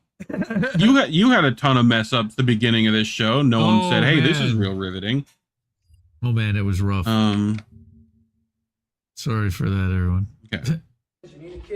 I smoke a lot of weed. What is that? I need you to kick. Kick the wall. Do you see it? You need to have your heels hitting this wall.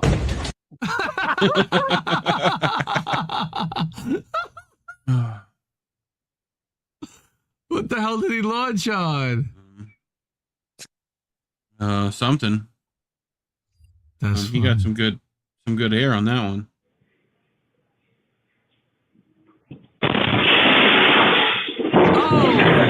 Oh! Ow! Help! Help! This fucking crazy lady opened the door wrong. Like, what the fuck, dude? This shit just exploded. Like, what did she do? Oh, she ran into it. She didn't really run into it. She literally ran into it. No, she just pushed it. Yeah, but she's pressing into it, like with the half of her body, like the wrong way. It's like I think it was locked. Oh yeah. Like, and it like didn't open, and her continuing to go through French it. fried when you should have pizza is what you're saying. When you should have pizza. You should have been able just to. You could have a bad time. Explode like that, though. No, it totally shouldn't. It was rigged like that. Well, literally. No. Wait. What? Wait. Is this like a water slide chute of some kind? It must be. I think it's just a well. And what? Okay. I didn't ask as many of these questions. I just, yep, that's a thing. Well, r/ what the fuck? Yeah, that's what the fuck. Yep, what the fuck? What the fuck? And this one doesn't sound like he's okay. No. Yeah. Yeah. No. Yeah. Why didn't? Oh, God damn it. Yeah. Yeah. Darsh, yes. Jordan Deck stand Darsh. Dude, that is just legendary. On the mountain episode. Yeah. Yeah. Oh. This motherfucker. Pain. Little popo. What's over there? Well, I don't know. Fuck, I don't give a shit. I'm gone. I'm out of here. I'm out. Fuck that. I'm out. Can someone translate this for me? Go ahead. Let that Holy Ghost language come up out of you. Go ahead.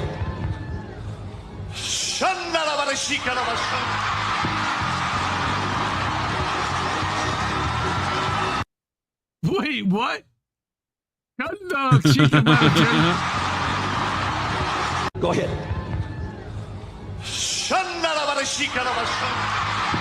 Speaking in tongues. Speaking in tongues. I think my guess is he wanted to speak in tongues. They prayed. He was able to, and so yeah. I'm thinking of Kenneth Copeland right there. Ha ha ho ho he he. Yes. For reference, I used to go to a church where this happened. So. Oh come on! Really? Yeah. I can never Speaking take of that wrong seriously. Methodist, I you know what I mean? Like, the spirit in you, and like you feel it, and it's okay. They're running all around the building, like it's a seed. In the halls of Shamba.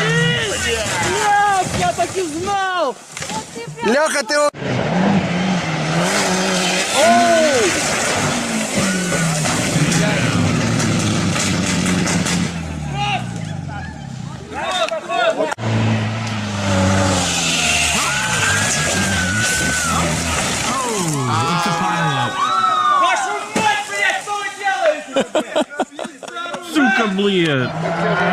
Oh, another one.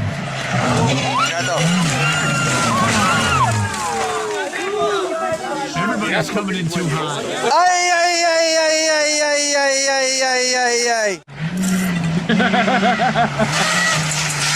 Come on. Can you make it through? Back it up. Oh, you're done. We don't fucking lose, блядь. Blah. Zombie in the air's got it. Putin's a madman. Putin's a madman. I was just winning this on-ramp. There's no signs blocking it off, and I thought I was fucking high. That's just a pit on the on-ramp. What? What the fuck? They don't have this shit blocked off or nothing. Watch, this guy's coming. There's a guy coming behind me. Hey, yo. Yeah. Oh, is he gonna fucking go? Bliet.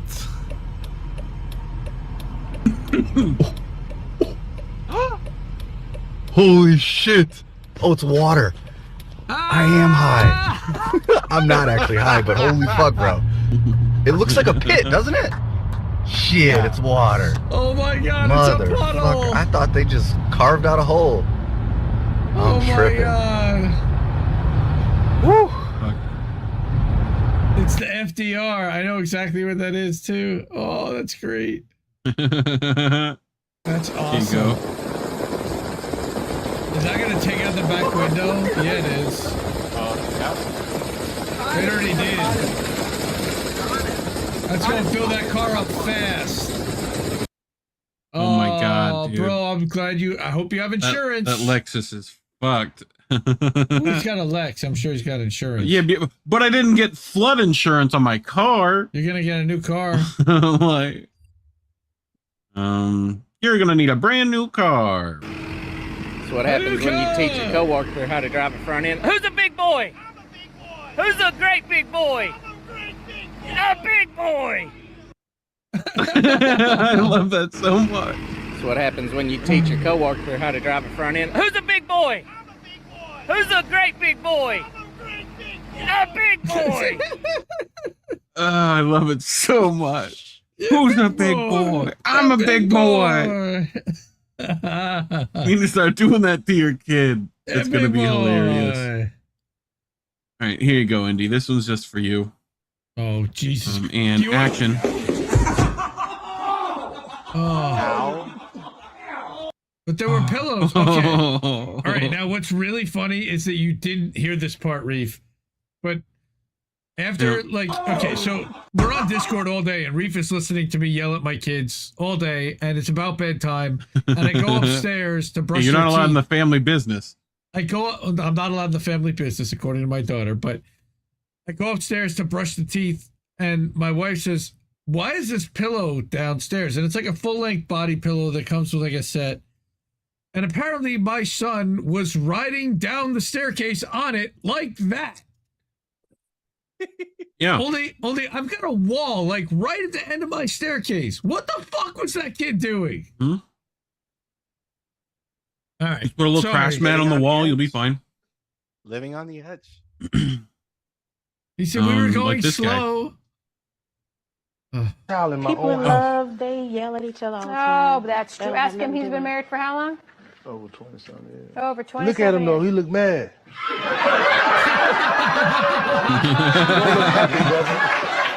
Wait. Is it her the wife? Is she But the wait, wife? there's more. He's very happy. She is his wife. Former TV show bailiff and current Harris Oh. County deputy charged with his wife's murder. Now ordered not. Oh, Court judge today. He's facing very specific rules for his bond. No. Wow. That's a bad judge of character. Oh boy. Yep. That first guy was a good judge of character, though. He fucking knew. Wow. He was like, he don't look happy, though, do he? Wow. Yeah, You he's know? happy that he's gonna murder his wife. That's what he was What's happy that? about. What's that? 40% of cops. Wow. Google that. Yeah. Holy. Oh my shit. God, dude! Please don't ever let me make this mistake. Crowd surfing. But nobody motherfucking caught this motherfucker. Nah, fuck that. Dude. Dude. Holy shit. You got beat to a soundtrack. On a scale of 1 to 10, how good is this catfish about to be, Colin? I'm not really a fan Like- of catfish, to be honest with you. Oh, I'm Yeah, sorry. But of the catfish variety, I would guess that that's about an 8, other than the cigarette ash Yes. that's about to drop in there. Adds flavor. As for that black and mild adds flavor, bro. Don't even worry about it. You know? That shit about to be fucking fire. So how his Paris vacation started? Y'all see it? I'm not from here. I'm not from here. It's not me. I'm not from here. I'm not from here. It's not me. I'm not from here, bro. Oh my God. Oh, poor dude. I'm not from here. He's catching a beat down. The cops fucking caught him. Bro, Yeah, he's like catching a beat down from a I'm not cop. from here. Because they're all rioting in Paris. Because they're all rioting. Oh my God. That's so fucked up. That's Oh my so fucked God. up. Oh my God. Oh France. God. Well, we know this anyway, but Yes. cops Yeah. are cops. Here you go, no Indy. matter New where you are in the world. new computer for you. Pretty small computer, but in fact this is just the keyboard. I can program my things into my computer, and in fact this is the computer. My watch. And of course it is now a wrist portable. This looks like a pretty small. Yes. How dumb is that? What do you mean? That was like 1981 iWatch, Apple Watch, like basically. That was Holy 35 shit, years dude. ahead of its fucking You know- time. What happened last time? Just drive careful, please.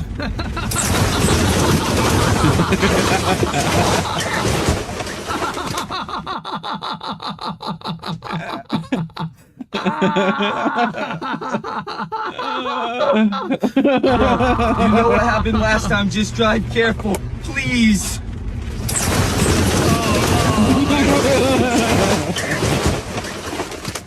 Something tells me That they has trying to to be- switch that on That purpose. has to be staged. That has to be yeah, fucking of course staged. it Yeah. was staged. I don't care. He is funny as fuck. That's great. Okay. You know how we end things here. Nope.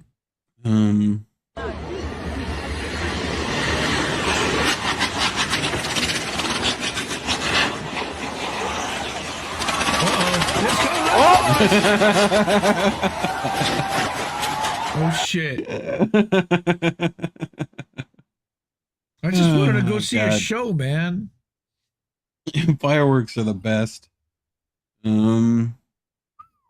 Transformer. Oh. Boom.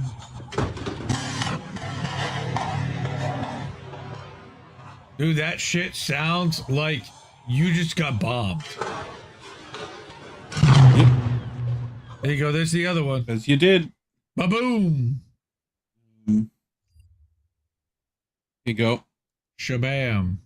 And action. What? Wait, what? It was aluminum foil.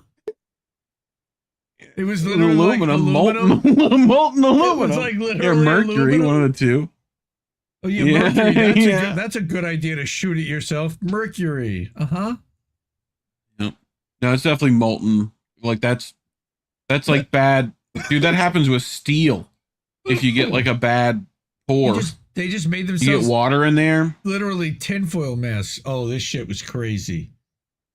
This is Dow Chemical in Louisiana. This probably isn't good. What the fuck? Yep.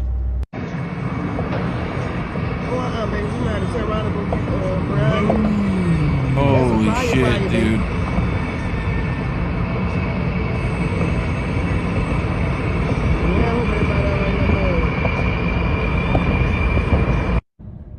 That's fucked up.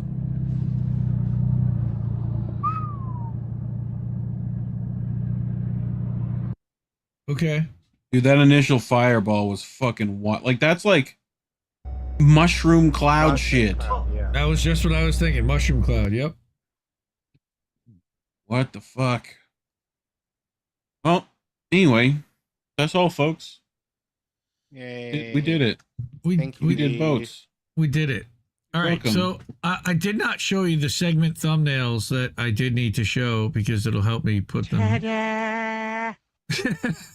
Boats. So this was our Chris Smalls. Amazon Labor had their big win, but is Chris Smalls going to be out? And I don't know. I mean, it doesn't seem like it, although I am going to link in the description the article that we had written about Chris Smalls and the red flags, because I do want people to read that. It's long, but it's got a ton of receipts. And there's our Try it out, man. Missouri v. Biden Twitter files thumbnail. Again, Crab is very proud of his angry bird for Twitter. It's one of the things he's most proud of. That and Joe's thumbnail, or Joe's little logo. So this week on INN, we have our regular schedule, but there are some potential changes coming. Politically Homeless may or may not be seen tomorrow night. I'm not sure. Greg said that they may be switching that to an every other week type of scenario like Jesse and I do with American Tradition. So there will be nothing on Tuesday night. We will be back Wednesday night. I think DJ Joe Nice is joining you guys this week, right? Yes. On INN News, Wednesday night, 9 o'clock Eastern. That's 6 Pacific. And then Bread and Circuses will be Thursday. Yep, Joe Nice is awesome. Bread and Circuses will be Thursday night with Chris. Angel in the Afternoon will be featured, I think, at 1 o'clock on Friday afternoon Eastern. And then Tara is actually going to go live at 3, even though that says 4. We just learned that she's going to be going live at 3. We need to confirm who the guest is going to be. Don't say who it is because we're not sure. 10 o'clock, We're going to run boats, smashing into other boats, which is what you just saw as a replay. About an hour long. We'll have some fun doing that. Yep, and that's for everyone who gets high on Friday night and they want to watch some eye cringe and some eye bleach and that stuff's kind of timeless. So, and then Saturday night, I think we're gonna do Bitch with Comrade Misty. We skipped this past Saturday so she could hang out with the girls, and she really needed it. She was exactly the kind of mind cleanse she needed. And Sunday night next. Yep, bitch. She needs to be a mom. And I love you, bitch. And how do we miss that? Of course, we'll be back next Sunday night at 10 p.m. Eastern. Dr. Nick is asking if there's any truth to the rumor that Mastermind and Bad Cookies, they're doing a podcast called Punch the Pud, Will that be part of INN? It might be, but don't know. It might be at some point. But send it over and we'll listen to it. And if everyone at INN likes Ask it, them. well, we can. DJ Joe Nice will be here on Wednesday night, so you can see him yourself, Gamer, and say hi. Yep, Gamer. Yes, Misty did hang with the daughters on Saturday night, and they went for a girls' weekend, so she did not do a bitch on Saturday. I no longer support Chris Smalls. He sold out. Yeah, that's what we talked about. If you go back, Gamer, and you watch the segment about he's actually being recalled. There is a group of 86 people who signed a petition to have him recalled and saying that he is using unilateral authoritarian type of measures to retain control and not working on behalf of the workers. So Jordan Deck, thank you so much for the super chat. Love the show, network in general. Thank you so much. Keep up the great work. Appreciate that, man. That's really, really much appreciated. Yeah, we're trying our best, and we're putting out, by the way, indienewsnetwork.substack.com. If you miss anything during the week, I put out a Substack on Friday afternoon, Friday evening that has a recap and an embed of everything with links to all the different streams, not only our streams, but also the appearances on other shows off the network.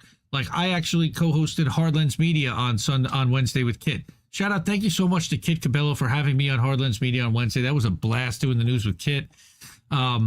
Misty needs her own Substack, and she has one, by the way, mistywinston.substack.com. But she needed her own article this week for all the appearances that she had. She was like all over Sputnik and RT. Everybody was having her on as a guest. Tara was on with Lee Camp. Definitely check that out. That was a good 45-minute conversation. I know everybody at tomorrow night, Gamer is going to be post-duopoly. So if Crab and Chris are not going to go live with Politically Homeless, definitely check that out. I know that there'll be a lot of people watching that. So I think we're fucked. Is that what we're fucked? Yes, that's right. We're fuck stacked. Yep. Oh my God, that's so great, Mastermind Hour. I have to suggest to her that we change the name of Comrade Misty, new in news. What's new in news with Comrade Misty to We're Fucked Stack. That's really funny. I love that, and I think Misty will too. She became the We're Fucked lady. So I know she loves that so much. So yeah, man. Colin, I'll let you anything else you want to plug, any other appearances? I know you've been doing some RBN stuff. Yeah. I'm going to be on Misty's radio show. Oh, right. At 6 p.m. Eastern on Wednesday. Just before I go on 9 and news at 9. And it's looking like I will be on RBN as a panelist at least once a week. I'm not sure how it's going to be fine for now since I'm on break. When I go back to work, that might be, it will be a little tricky since they go on their afternoon show as I end work. So I'm not sure how that's going to work once school starts next month. But at least I'll make the attempt to go on as often as possible. So yeah, so that's going to be a thing, at least for now, that at least for the summer, that I'll be on RBN at least once a week. So that'll be either on Wednesday or Thursday afternoons now. So yeah, stay tuned. Nice. Sweet. We'll try and figure that out and talk to CJ about that. Gamer, you're talking about Jimmy doing the show in Baltimore with Max. Actually, Colin was there on last night. Yes. And yeah, it was a great show. Max did a great job with his bit. Did 15-minute set. He did record it, so hopefully he will post it. But yeah, it was a great show. So anyone who has opted, if Jimmy performs live near you, definitely worth. You had to go all the way to Baltimore. Fuck you, Baltimore! Right. I'm going to Stamford, Connecticut. I'm going to go see him at the end of August. That's about an hour from me. He is coming to New York City. I may end up going to the city as well. We'll see. I would love to make it like an INN kind of outing. I know Greg is going to go. We might pull Lucy and pull in some of the other local New York area INN members. Maybe Chris Legion will show up. I don't know who we can get to, but we'll try to coordinate as many. Angel's, it's going to be a tough ride. I mean, Angel would have to jump on a train from Trenton and take it into the city, which isn't terrible, but it's a 2-hour ride for him. Yeah, yep. It's just amount of money. It's just about cash. Max is funnier than Elwood, no question. Max kill. I'm telling you, go back and watch. Back last October, they did a stand-ups for Assange in DC. And Katie Halper and Lee Camp and Max and Randy Credico and a bunch of them did a stand-up, and Max was by far the funniest of all of them. It wasn't even close in my mind. And I knew then. Who fucking said this shit in the fucking chat? What fucking idiot said something stupid in the chat? I love it. So, all right. Watch INN. I love everybody in this family, really. Subscribe to our Substacks. What else do we have? I think I might have one other slide. Let's see. Nope, we're done. I don't have anything else here. But yeah, we'll be around during the week. Do all the things. Yep, like, share, subscribe. Do it. Like he said, do it. So I will say to keep questioning everybody's motivations, and we will see you all week. Watch for the clips and share the hell out of the stuff. Thank you, everyone. Love you. Keep listening to what little birds have to tell you. Good night, fam. Good night. Thank you. Bye. Have a great time.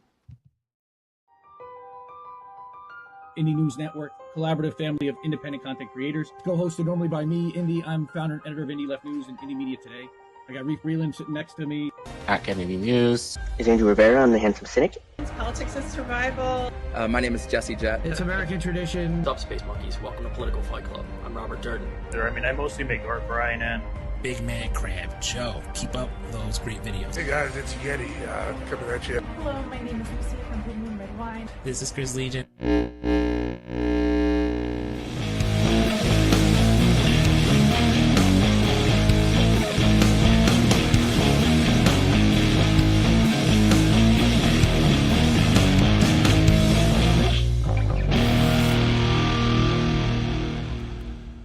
Keep fighting that good fight out there, guys.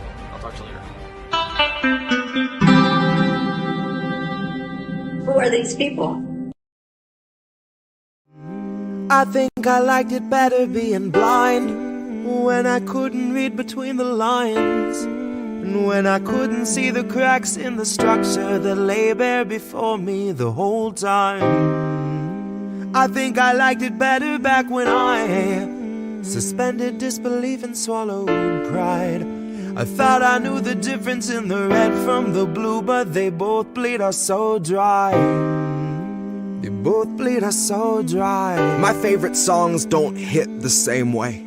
I get to the end of a 4-minute track and I'm only looking back thinking, what